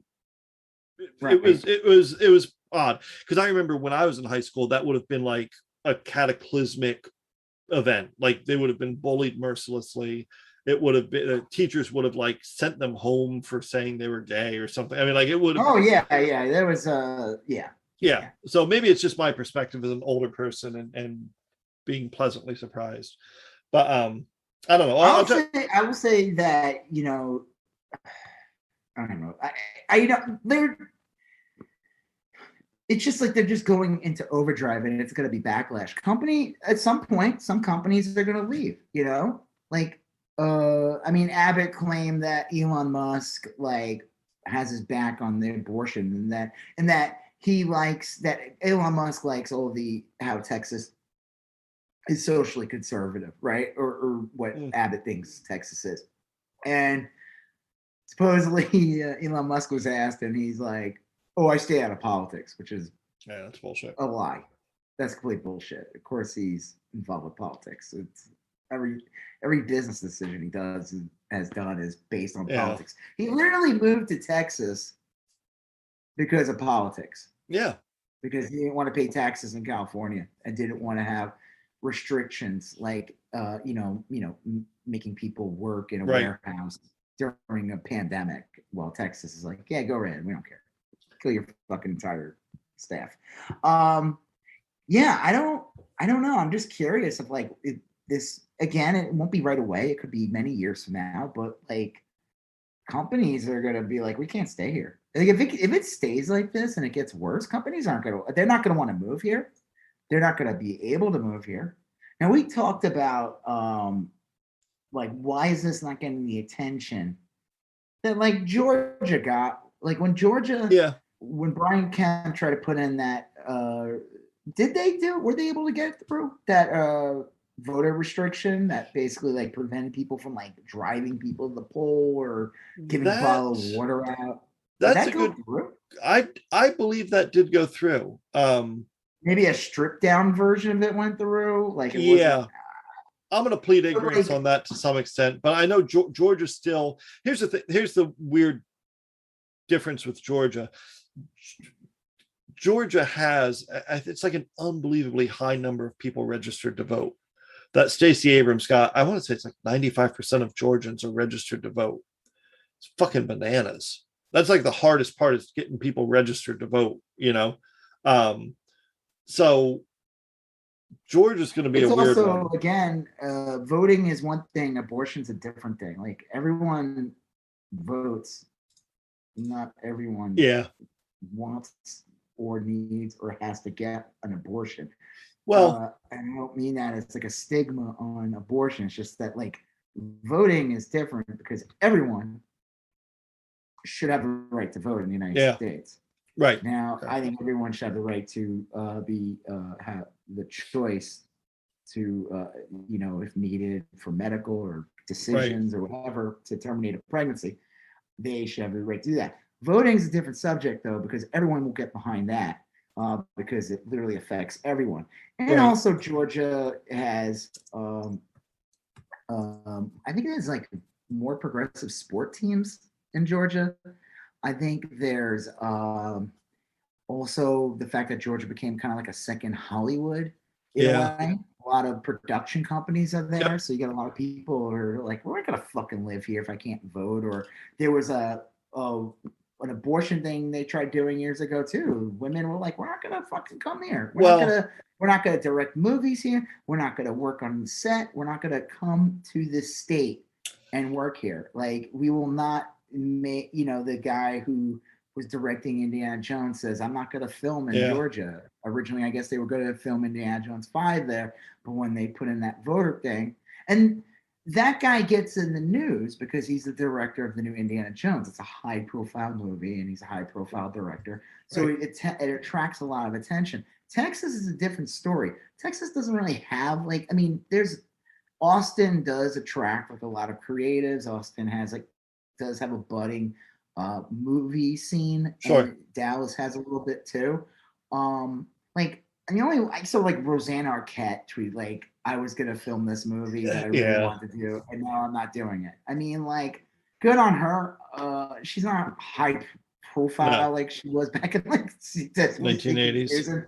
Yeah, I mean, no offense, it's not an attack on her. No. It's just, again, it's like us leaving Spotify. I would say hers is a much bigger deal than us. We're not even in the same realm. But like in any way whatsoever. But you know, it's like you want to see more of that. You want to see more. I think it's going to be a slow burn with Texas, where companies going to realize like if it keeps it up and it just keeps getting worse, and then like the state just keeps getting more right wing. Companies are gonna like what? Go ahead. No, I think you're right. I think with voting, it's pretty universal, and I think with maybe guns, it's pretty universal. Abortion is a weird one. I think there's like a lot of progressive and liberal religious folks, especially in the South, that aren't pro-choice necessarily.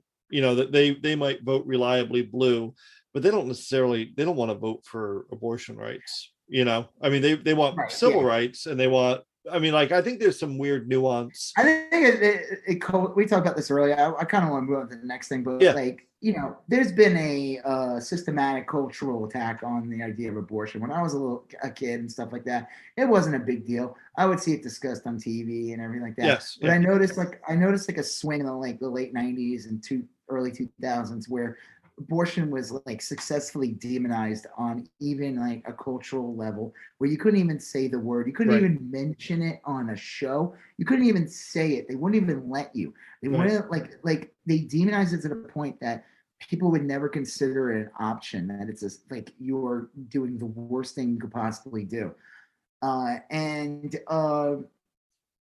Like I said, there were movies and stuff like that. There was that stupid Knocked Up movie. They wouldn't even say the word. They talked about. They wouldn't even bring it up. There's that stupid Juno movie. There's a lot of these movies that just like demonize a lot of stuff in entertainment. TV shows, like you would see shows back in the day. I think there was an episode of Maude. Oh like, yeah, I'm getting right. an abortion. I don't know. Something happened. Yes. And you would never hear that today. That's No. like the show's like, well, maybe now you would. I feel like the pandemic changed things because we learned also from the pandemic that a lot of these so-called right to life people don't really give a fuck about life, Right. Because they refuse to like abide by any shutdown rules, and they didn't care if people got COVID and died. They didn't care that almost 1 million Americans dropped dead of COVID. So you know that these people don't like. It's never been about life, and I think people need to like realize like a lot of people just lost their rights, their body autonomy. And there is going to be a women's march October 2nd around the whole country. Well, there is a date. It's October 2nd. And there's going to be women's marches everywhere in the country. And it's probably going to put like the fucking ones that happened in the beginning of the Trump years to shame. I'm telling you, the thing is going to be fucking huge. Women take up like, what is it? More than half the human population. It's like usually 51, 52%. Yeah. Right. And yes, there are women that are anti-choice. There, Abbott made sure when they signed that bill, which was like all white men, and squeezed in a couple of white ladies. They were just squeezed in like 4 or 5, made sure they sat in the front. We know there's some anti-choice women. There's a lot. I mean, not the majority, but there's a lot. And as a man, I'm not going to argue with them. It's kind of weird. But I would also say that, like, okay, don't get one. I 100% support their right not to get one. They should not be forced to have abortions. Yeah, no one's forcing you to get one. See, that's the argument they try to make. They try to make an argument and say that people are forcing abortions to people. Yeah. And that is not what's happening. Dumb argument. What? That's a dumb argument. But if you get like a person who has no idea and wasn't taught anything in school, which is what they're trying to do, they would fall for a stupid argument like that. The uneducated will fall for something dumb like that. They're trying to force you. Or they'll say insane shit like, this is worse than the Holocaust, the amount of babies that were killed. And I'd be like, fuck you. Like, anyways, like I've heard that before. Yeah. It's so gross. That is like, okay. I don't know. Let's just move on to the next thing. All right, the next thing, we got Kellyanne Conway and Sean Spicer, as of like 5 or 6 hours ago, became unemployed again. Yeah, I didn't even know they were. I didn't know they technically had jobs with the government anymore. I thought once Trump left. Now you did say that he did put in a bunch of people in these like positions. Yep, on his way out the door. I want to say Hope Hicks was on the Kennedy Center. And Corey Lewandowski got appointed to one, and all these shitheads, that like the worst people, got appointed to all these weird boards that are generally non-political, or they used to be non-political, and you would reward your donors basically, and you get put in a position, you get to use the title the honorable. I don't know if they're paid. If they're paid, it's a very small amount, but it's like a prestigious thing. And the big thing people like about it is you get to go to all these fancy dinners. It's like a power thing. So like if you're on the Kennedy Center board, then obviously you get to attend the Kennedy Center galas. And if you're on the Naval appointment board, or some other bullshit board that you're on, you get to go to like military balls and commencement ceremonies, and you get invited to luncheons and stuff like that. And it's like a social you get to stay politically involved, even if you're not public. It keeps you in Washington. It keeps you, it allows you to obtain influence so that when there's a lot of advantages to it. And so Biden today sent them all a letter, and it says, if you don't resign by 6 p.m., I'm firing you. And all of them, or was it just those? There's 11 people. And of those 11, the 2 that are confirmed are Kellyanne Conway and Sean Spicer, and H.R. McMaster. Yeah. H.R. McMaster. What did he do? He was like the Secretary of State or Secretary of Defense. He was a nutcase, though. Wasn't he considered one of the more sane Trump people? Or I think beforehand, but afterwards he got all like conspiracy theory, and he revealed himself to be. Okay, no, I'm thinking of somebody else. Wasn't there a guy named Mad Dog? Yeah, Mad Dog Matterson or something. Mad Dog. These are different people. Beefsteak. I think these are different people. Yeah. Okay. So anyway, he gave him their walking papers, and Kellyanne Conway had the audacity to type up this snippy little letter and say how you're the one who needs to resign. This is not following precedent or something like that. Oh, fuck off, lady. Precedent. Get out of here. Like, she was so concerned and so diligent in making sure Trump adhered to precedent. Yeah. This is the lady that like was pimping out Ivanka Trump's clothing line while working in the administration. So on one hand, this is awesome. I love it's kind of meaningless, but it's awesome to see MAGA tears. That's one of my favorite things. It's just awesome to see a bunch of Trump parasites get kicked out. Yes. And also it's good. It also makes it evident, like, people probably forgot, and they're like, wait, like me. Oh, wait, these people were still getting paid by the government. These people had jobs in the government. What the fuck? Right. And that's the downside to it, is like, this should have been handled January, whenever he got in office. This should have been I agree, but I also think that doing it now is smarter, because if they did it closer to, especially after January 6th, what happened, if they did it during that period, it would have like sucked all the wind out of the Biden getting in, and like your first act is the fucking fire Kellyanne Conway. Yeah, I guess you don't want to be talking about Trump when you're trying to. No one's talking about this. No one gives a fuck about them anymore. So to get rid of them now is funnier, actually. And it's also a good reminder to people, like, holy shit, what the fuck? These people were getting paid still? Yeah. Like Sean Spicer, who was like demoted after 1 year. This clown is still getting paid by the government. What? Like, what the fuck? You know what I mean? First of all, does he work for like OAN or something, or like something like that? Rebel Media, like I said, some bullshit. Like, these aren't jobs per se. These are like kind of honorary things with, like, their networking opportunities. Like you said, there's shit. It so gives them influence. So in anything, it cuts off their influence. Now they don't have access to certain things anymore. They don't get to go to they'll lose media opportunities because of this. Yeah. They won't be able to attend as many functions now. It's awesome. The funniest thing is HR McMaster got fired today, and the place he got fired from had a ceremony scheduled to honor him tomorrow. HR Puffin stuff got fired. So he'll have to, like, I guess, get buzzed in. He can't just show his card or something. Yeah, congratulations, guy is gone. Former. I think they also said, though, they've learned over the years, though, that over the time period of the Biden administration, it's like kind of like almost true conspiracy in a way, that some things are not functioning in government like the way they should, because there's still like a bunch of fucking MAGA chuds in power. Yeah, there are. It'll take a decade to root them all out. They're like moles. I said this, I think we said this on the last podcast.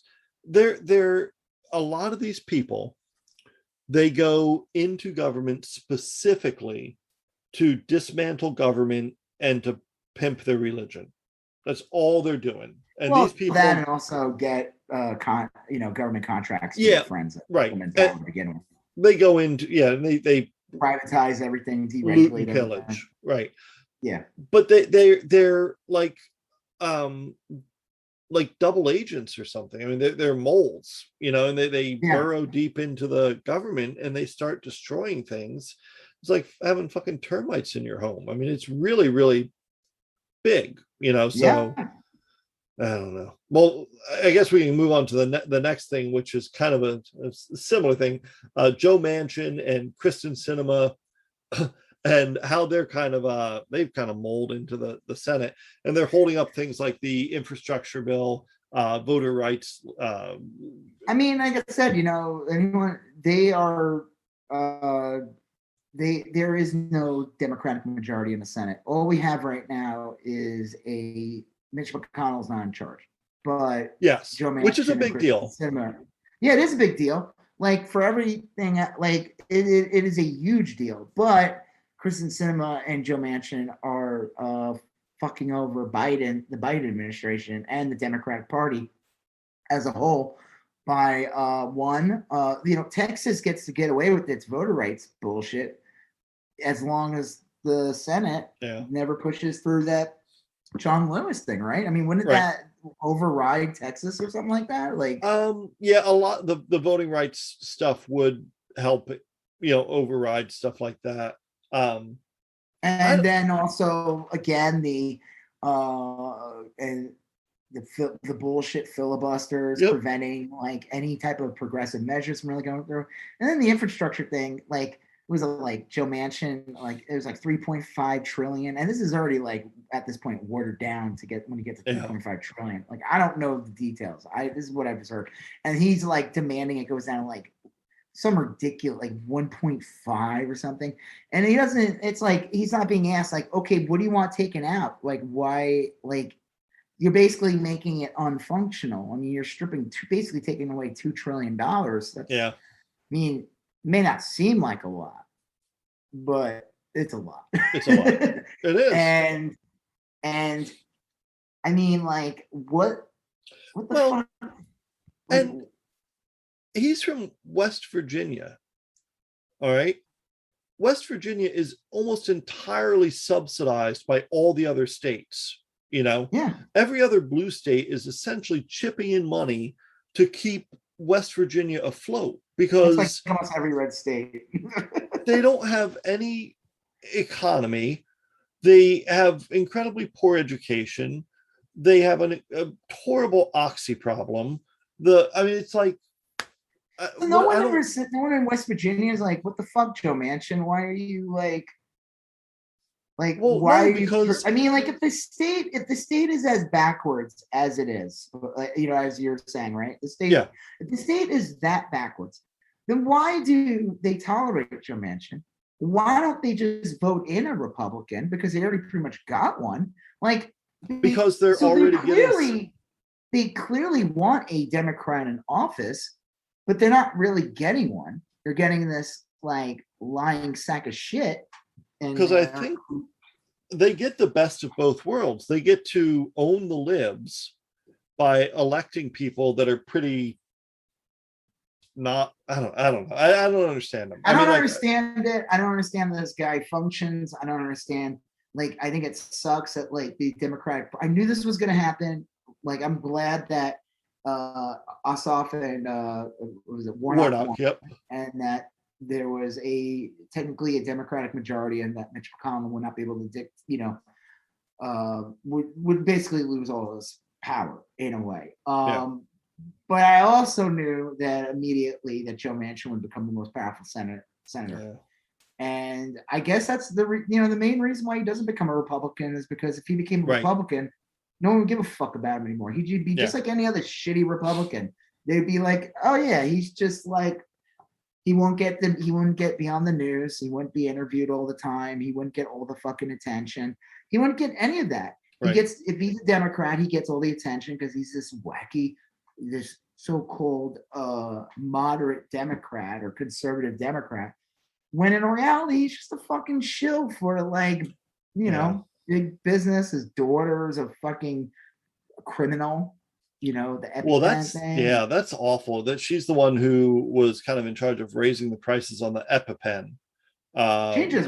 She like jacked up the prices. Like significantly. There's a proper terminology. Raising prices is like, hey, you know what? The delicious crunchy fresco taco at Taco Bell was 89 cents, but now due to some inflation and supplies, it is now 99 cents. Yes. But it is still packed with the same flavor and crunch that you demand. Mm-hmm. That's raising the price. This woman she like quadrupled them. Yeah, I mean it was a very jacked up. It's like insane. It was like a thing that you could get for like $10 and it became like hundreds of dollars. Yeah, like it was really ghoulish. Like, this is like that Scarelli guy with the AIDS medication. Yeah. Like it didn't get as much attention, and but more people need EpiPens than they need AIDS medication. Right. Like EpiPens are like a mess. It's a thing. Like it's a real thing that like I would imagine a huge majority of people need. And the bullshit about an EpiPen is that you need them around all the time, even if you're not using them, and they go bad, so you need to keep buying them. I mean, you could theoretically buy thousands of dollars worth of EpiPens and never use them. They just, I mean, like in a perfect world, it's like insurance in a way. Yeah, like you use car insurance and you'll hopefully you never have to use it. Right. One day you might, and that's what an EpiPen's for, because you could have like a reaction. Right. My wife got a reaction to something once years ago. An EpiPen like saved her. Yeah. I mean, like, so yeah, Joe Manchin's daughter is a fucking piece of shit. Yeah, it's really gruesome. Textbook definition of the. I mean, like, it's just cool, and like clearly she's a chip off the old block. Like, what is? I'm gonna cut this infrastructure bill isn't just for funsies. Like, this is like. No, it's like a shot in the arm to the economy. It's a shot in the arm to the economy. It'll employ a bunch of people, but it also is a vitally needed infrastructure. We have crumbling roads, crumbling bridges. There's a bridge that collapsed in Louisiana the other day. It was the storm went through, but the bridge was shaky to begin with, killed a bunch of people. I mean, like shit like this happens. So there's things that need fixing. The infrastructure bill would fix them. Isn't there like some environmental protections in there too? Yeah, but not so much so that it should give anyone real hesitancy. I mean, it's primarily an infrastructure bill to build infrastructure. So they did a decent job of crafting it so that it should appeal to anyone. Red states should want it just because they want good bridges and they want their people to work, puts people to work on roads and construction projects and stuff. So I don't know. I mean, there's a lot there to talk about, but I don't know the gory details. All I know is that Joe Manchin sucks. And like, I wish Cinema's not much better. What? And Cinema's not much better. No, Cinema, like I said, Cinema is worse than Joe Manchin because Joe Manchin, is not an ally. When you see Cinema, people probably think she's an ally. They see her, they're like, oh yeah, here's this like, and she's like this progressive woman and she's LGBTQ and everything like that. So I bet you there's people who probably were like looking up to her, and then you're like, oh wait, you're not an ally. You're actually been bought out and you're out for yourself. You're the worst. Like, so I don't know. I have nothing else to say. I'm just saying that, like, this is the kind of this, and all this does is feed into those people who like say like, oh, the Democrats are the same as the Republicans. Yeah. No, that's not true. But they don't help the cause. Well, yeah. Well, this leads. We have 3 items left, and 2 are kind of related. We were going to talk about September 11th, September 18th, and then the latest episode of Marvel's What If. Okay, so September 11th was this day that there's the 10th, and then there's the 11th, and then after that is September 12th. It's it's one of those days. Yes. It's right? One of those days. Well, yeah, it is. Well, it is, of course, the anniversary of the September 11th bombings, World Trade Center and Pentagon, and that plane that went down in Pennsylvania. I don't know. I mean, it is weird now.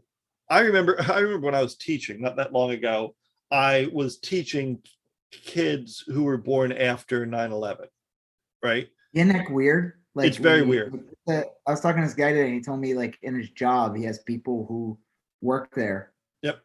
Not like he's like, yeah, I know when my son and stuff like that. Of course, he wasn't there, right? But like 18, 19-year-olds that are working in these jobs, and he's like, they were born after September 11th.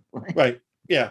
I mean, it's weird to think that like it's weird to think of 9/11 as a historical event. I guess I'll put it that way. 9/11, they can't legally drink yet.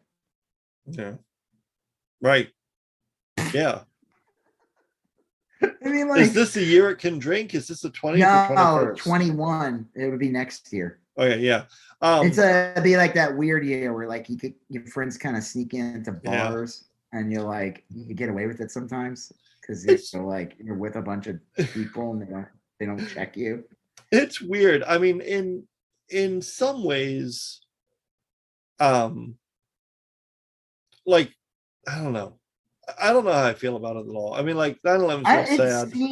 It's weird. It feels like it was yesterday, but it was like it literally was 20 years ago. It was a long time ago. It's a long fucking time ago. A lot of stuff has happened in my life, your life, everyone's. The world completely was transformed by it. I don't want to say for the worse. I don't think it was for the better. I think there's things that are better in some ways, but not with 9/11. I think 9/11 really, kind of destroyed how I don't know, like like I would say like one I mean a lot of these problems existed for 9/11. Maybe 9/11 just like kind of exposed those problems, like especially like in the Middle East and all that stuff, like how we deal with it and everything. Just maybe 9/11 exposed that. Like, well, people, I feel like 9/11, it's weird. It's like you pushed like 3,000 people died that day, right? Yeah. But, then you bring up well, what about all the first responders who were getting like cancer and stuff? Shouldn't we give them health care? Nah. Right.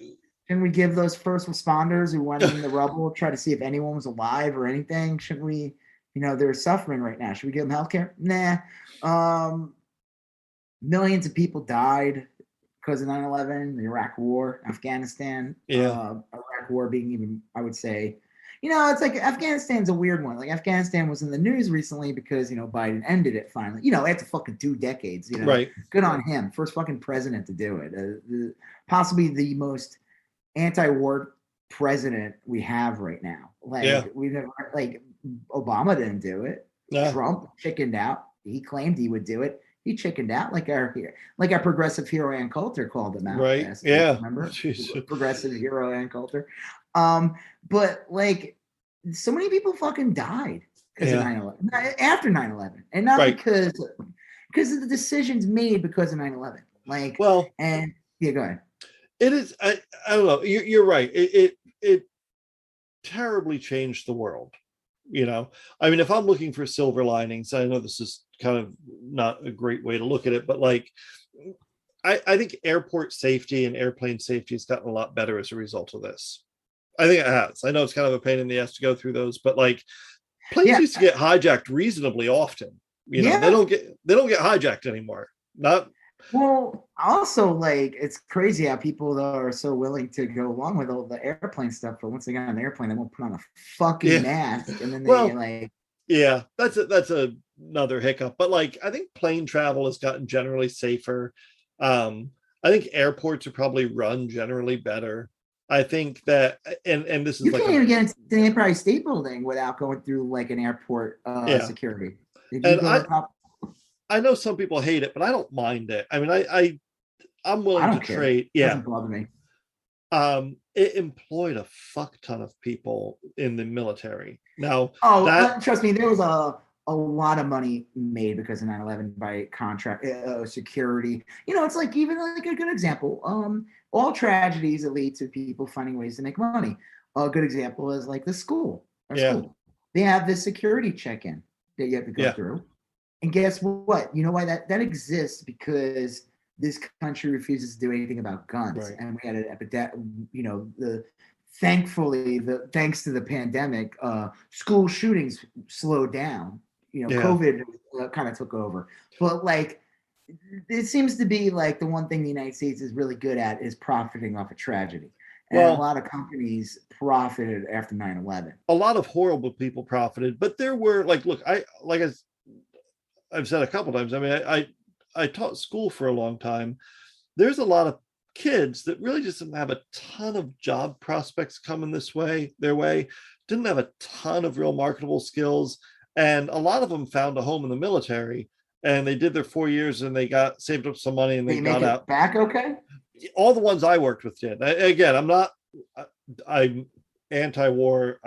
We should not have fought the war. None of these kids. Listen here, chicken hawk. No, I'm just saying that there were some weird benefits, unexpected benefits that certainly don't outweigh the negatives. These aren't reasons to have gone to the war, but it affected Well, like so many war things. can be a job creator in some ways, but that Yeah. doesn't... Well, and these kids like came back like they never paid a goddamn bit of attention in school. They're good kids and whatever. They get out and then they join the military and they come back and they like now they know how to work on satellite dishes, you know, or something like that. And it's like, wow, you know, but you could also, do that though and create like huge infrastructure. Oh yeah.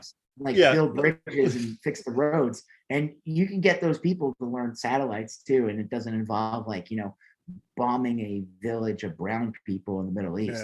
I mean, like, I understand what you're saying and everything. I mean, I know you're looking for the positive.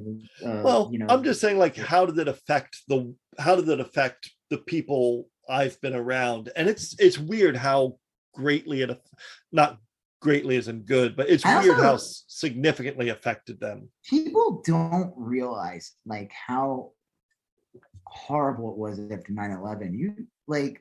Everyone cries about like all the right wingers cry about like 1984 and all this bullshit whenever it has to do with mass or like or anything Biden or just anything like they cry about. But like you couldn't say shit about Bush right after 9/11.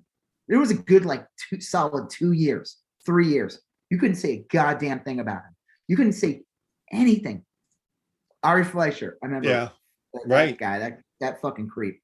It was like literally within days after 9/11 something, in one of the press conferences, whatever, he famously said like, watch what you say or like, something. You watch what you say, you can't say anything. Yeah. And I was like, can't speak. I don't know the exact quote. I could probably pull it up real quick. I remember that well. It was something to that effect. You need to watch what you say. But I mean, like, I don't think people realize that you couldn't say shit about the Bush administration. You couldn't say anything about questioning military decisions. Like, all these cancel culture assholes don't realize how many people were canceled because of the fucking Iraq war running up to it. The Dixie Chicks is a great example. They literally said one little thing, and all these fucking people were like burning their records. They weren't allowed to go on tours. You want to talk about fucking cancel culture? They're a living example of it.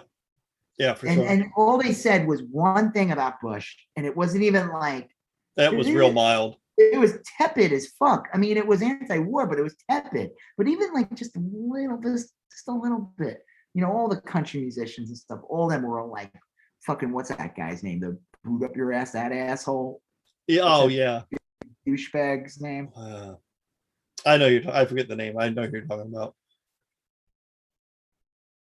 Here, I'm gonna see if I can pull it up. Yeah. Where the fuck where is it? Now I don't want to see tweets. Come on, man. What is it? 9/11 press conference. Let's see if I pull it up. I don't know. I can't fucking all it does is pull up like op-eds from him and here it is. White House Daily Briefing. It was 9/14. Man, I'm not gonna go through. That's 31 minutes. It's on. You can find it on cspan.org. Sure. But yeah, he basically said like, you can't say anything about our deal leader. And George W. Bush and the Republican Party were given a free pass for like 2 to 3 years, and they were able to fucking do all kinds of bullshit that had nothing to do with 9/11. Yeah, it was a free for all, and it was like a Dick Cheney wish list of shitty things. It was bad. And you look back, like I saw a photograph of the people involved, and it was just like Condoleezza Rice was so awful, and Karl Rove. The entire administration was awful. What's his face who dropped dead recently? We talked about him. That fool. Rumsfeld. Yeah. It's just like the day 9/11 happened, the first thing he got like a boner to bomb Iraq. Yeah. And we were like, oh, not yet. We could do that in like. It was say terrible. That in 2003. What? It was terrible. I mean, but the one thing that you could always remember about 9/11 is that you could always get a 2 taco deal. Yes. At Taco Bell. Those crunchy shells will shatter and fall into your mouth. The mother of all tacos. Yeah. Well, smoky flavor. This seems like a good place to transition to another upcoming date, September 18th. It's supposed to be the next big Trump-fueled rally in Washington, D.C., where they pout about the January 6th political prisoners.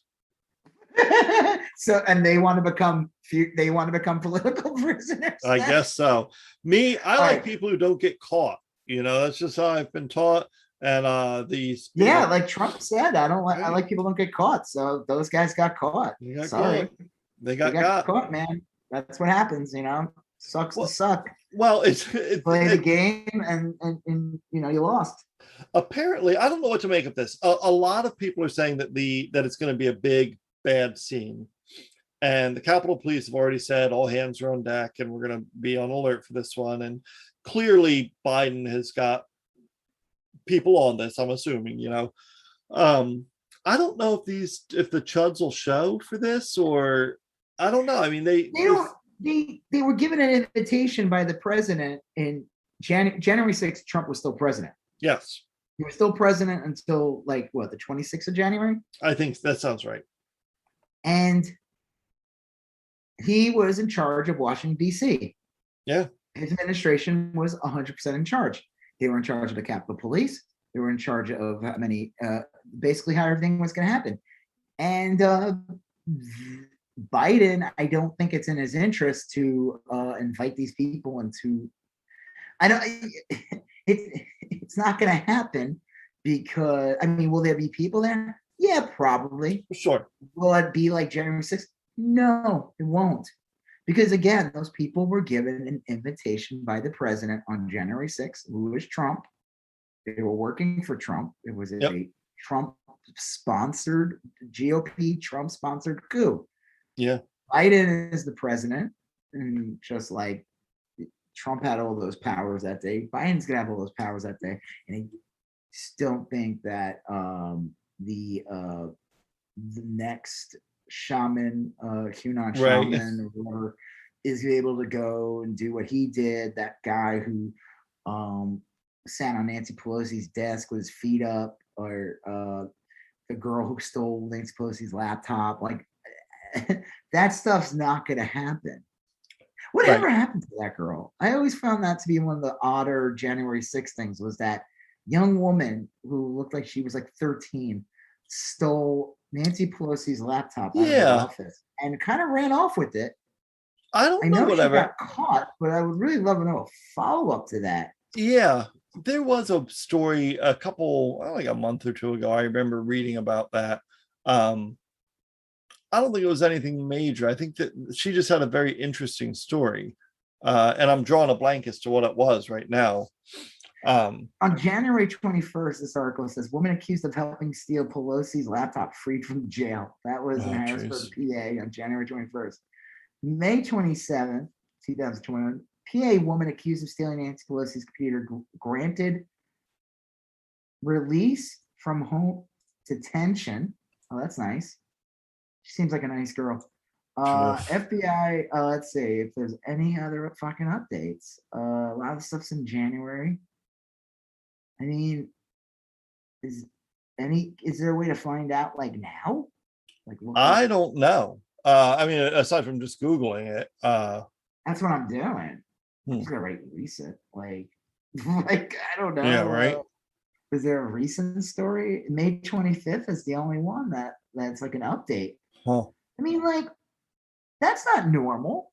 No. That was an intentional theft. That was not oh, look what I found. I like laptops. Oh, it just happened to be the Speaker of the House's laptop? Oh, yeah. Cool. What a score. I'll get a lot of points shot for this one. No, I'm hoping that was just purposely targeted. Yeah, I'm hoping there's just a lot of behind the scenes stuff, they're letting some of these people out so that they see who they interact with or stuff. I mean, who knows what's going on? They show up on September 18th. It's a fucking September 18th is a fucking honey trap. Yeah. That's what it's going to be. I don't think it's going to be anything. There'll be a bunch of douchebags, a bunch of Proud Boys showing up. Yeah, I think so too. I don't think it's going to be a big deal. It's going to be a lot of hot air. Trump's not going to be there, is he? I don't think so. I think it's a Trump I'm gonna rally. stay out of this one. I'm gonna stay out of this. Yeah, I don't think he has anything to do with it. I think it's just a Trump rally in name, Yeah. We'll see. Well, these fucking zombies, man. These fucking Yeah, maggot right. zombies. Not to be related to anything else we're gonna talk about. Hey, did you see What If? I saw What If, yeah. And it had zombies. Son of a gun. What? What Holy moly! What a coincidence! What did you think of this episode? It was all right. It was fun. I mean, it was gloomy and dark as hell. But again, what's kind of cool about this What Ifs is like, again, they just, even though they're animated, man, they just like having those voices and the way they're directed and like these things, like there's money behind these cartoons. Super high quality. It feels like so cinematic. Like, are they as good as the movies? No, of course not. But man, like the music in this episode was so good. Like even like the Spider-Man scene. There's like a scene in the early episode when he kind of, it's like the intro to one of the new Spider-Man movies where it's like him making a home movie. Oh, and they kind of do that. They kind of recreate that style in this, right? In one of the scenes, and it's so good. And like Jon Favreau plays Happy in it. Yeah, and it's kind of cool because it's like you get to see these characters kind of interact, which was always kind of cool about What If. They would create these scenarios in a comic where certain characters were forced to interact, and they probably never teamed up ever. It never made sense. But like, there's like a weird, like, almost like, is Hope Van Dyne attracted to Peter Parker, or it's like, or she just feels motherly towards him? It's a little weird. There's definitely something going on there. Like, there was like, you got to see all these like different kind of relationships that happen that like that didn't happen in the MCU because those characters never even had an opportunity to meet. And you get to kind of see that in this, like the Russian guy that works with Ant-Man is hanging out with them, the characters. That guy, I don't know, did he do the voice? I have he's no the polka idea. dot man. He's the polka dot man in Suicide Squad. Right. I don't know. I don't know if he did the voice of in this episode. I think it was him. But that's funny, like again, he's in Ant-Man. He's in Ant-Man 1 and 2. So it's kind of cool to see those interactions.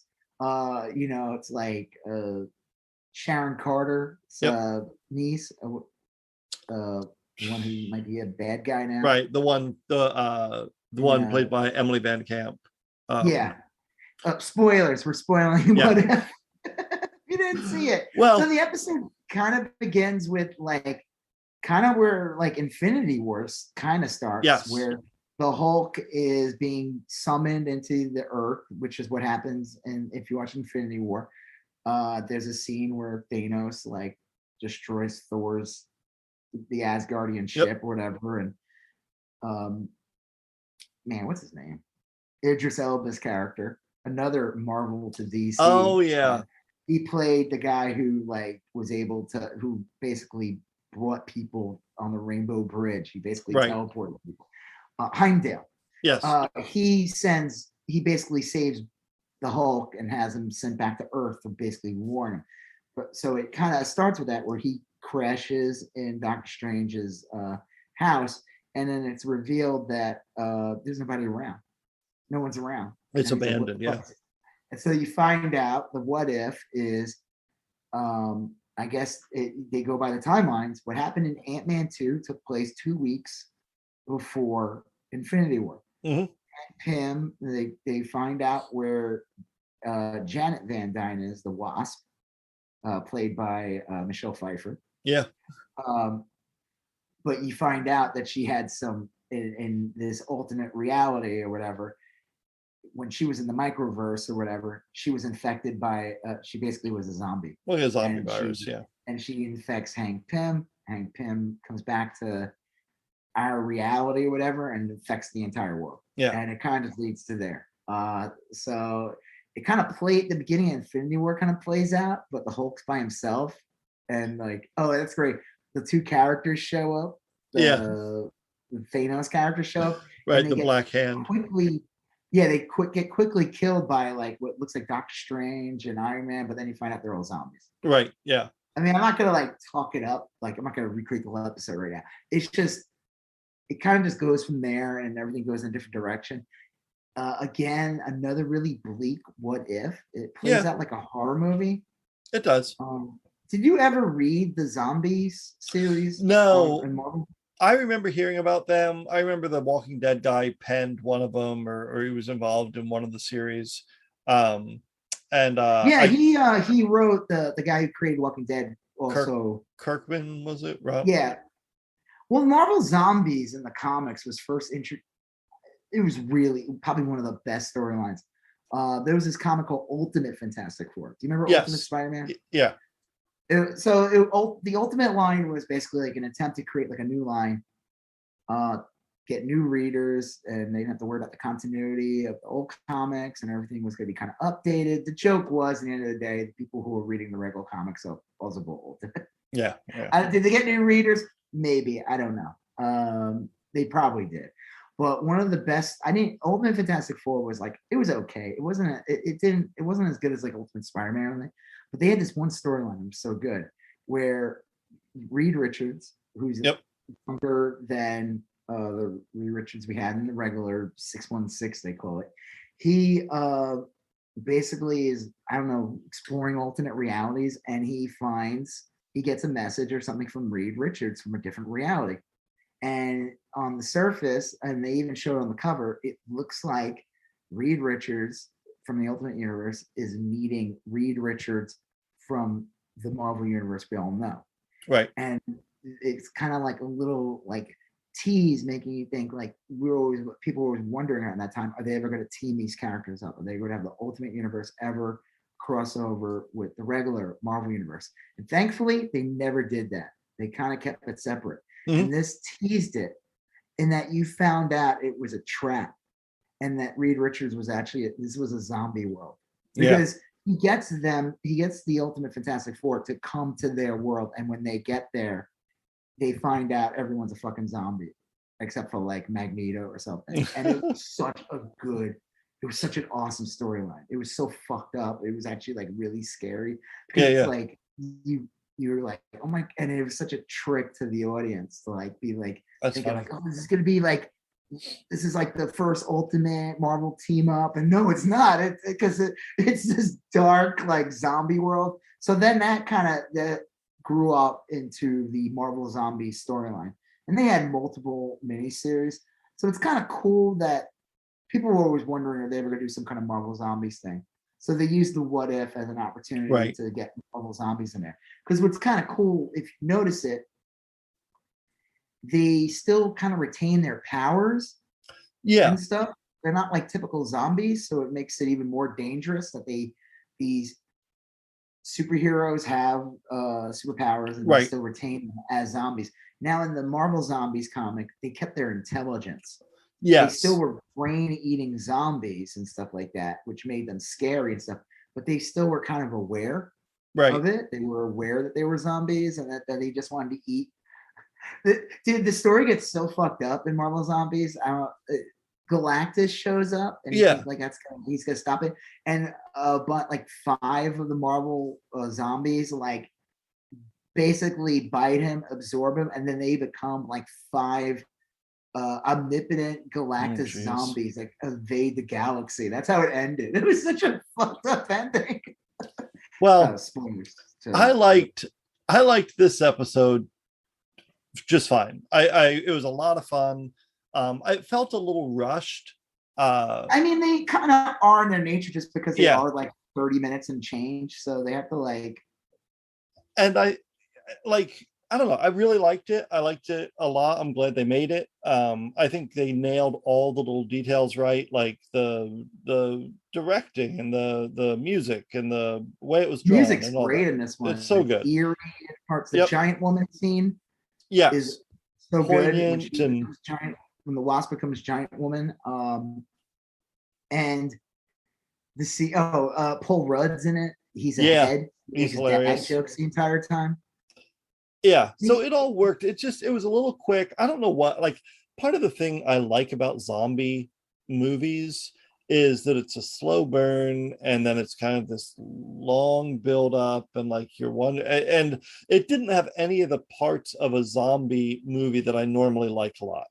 I guess that's my complaint, but that's not a huge complaint because I didn't go into this looking for a zombie movie. This is like a great Marvel what if. So well, there are some good stuff. I like the scene when Captain America shows up on the train and Bucky's like, it was like he's run into the zombie camp already before. Yeah. Maybe. Did you ever see Train to Busan? I haven't seen that yet. I heard about it. That's so good, and I'll check it out. Yeah. The other scene that's really cool is when they think that Vision is helping them. Yeah. When in fact, he's feeding, and it's funny because the Russian guy is talking about Baba Yaga. Yeah.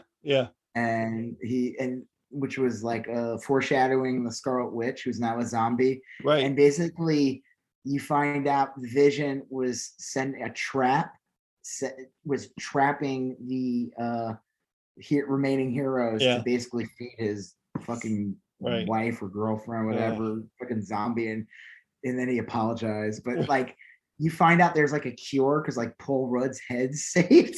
Yeah, and he's just like in a jar. Crazy. Black Panther shows up. Did they get another voice out of him? No, I looked. It was his voice, which was weird because they made such a big deal last week about that being the I guess because he was the star of that one and he's only in this one for a bit. But I mean, it was him. He did the voice. It was Chadwick Boseman's voice. They must have recorded all these stuff at the same time and were able to just get him. That is for Marvel Zombies. Black Panther loses his leg in the series as well, so I thought that was kind of cool. There's a lot of hints to Marvel Zombies, but man, like that ending when they think they're going to like Wakanda to save the world, like I guess Vision rips out the Mind Stone out of his head, and because I guess something in the Mind Stone would help.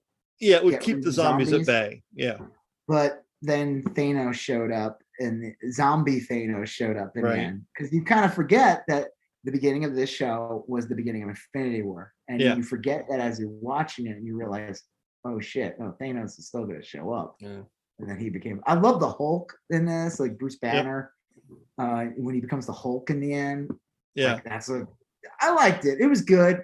It is, that ending is very rushed. Yeah. Like Thanos just, like, it's weird. It's like Thanos shows up and then the Watcher's like, oh yeah, the world ends. Bye. Yeah. Right. It's so abrupt.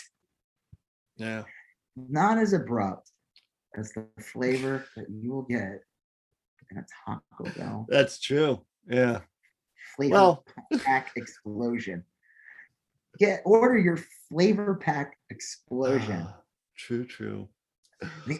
Everyone knows the only way to eat Taco Bell is in your car, sad and fast. Yes, that's the key.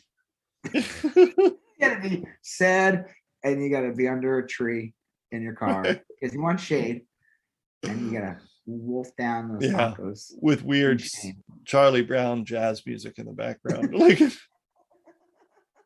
well, this is a good place. This will be a good place to end this, because now I've got I think I have enough time to get up to the bell, make a run for the border before I hit the sack for the night. But yeah, we are not. Oh yeah, go ahead. No, that was it. That was what I was gonna say. Yeah. All right. Well, we talked about a lot of good stuff today. Yeah. I don't know what else to say. I guess that was it. We said it all. So we said it all. On that note, just not on Spotify. All the words, but not on Spotify. Yeah, not on Spotify. But if you're hearing this, you clearly were not on Spotify. Right. So, I mean, that makes sense. And if you're not hearing this, then I guess you are on Spotify. Right. Or it's not hearing us because. Yeah. All right. Well, on that note, I'm Rob Israel. I'm Joseph K. And you still going on about that? Thank you for listening to You Still Going On About That. Please like, comment, share, and if you haven't done it already, please follow us on Instagram, YSGOAT, Facebook, YSGOAT, and Twitter, YSGOAT. Thank you, and have a great day.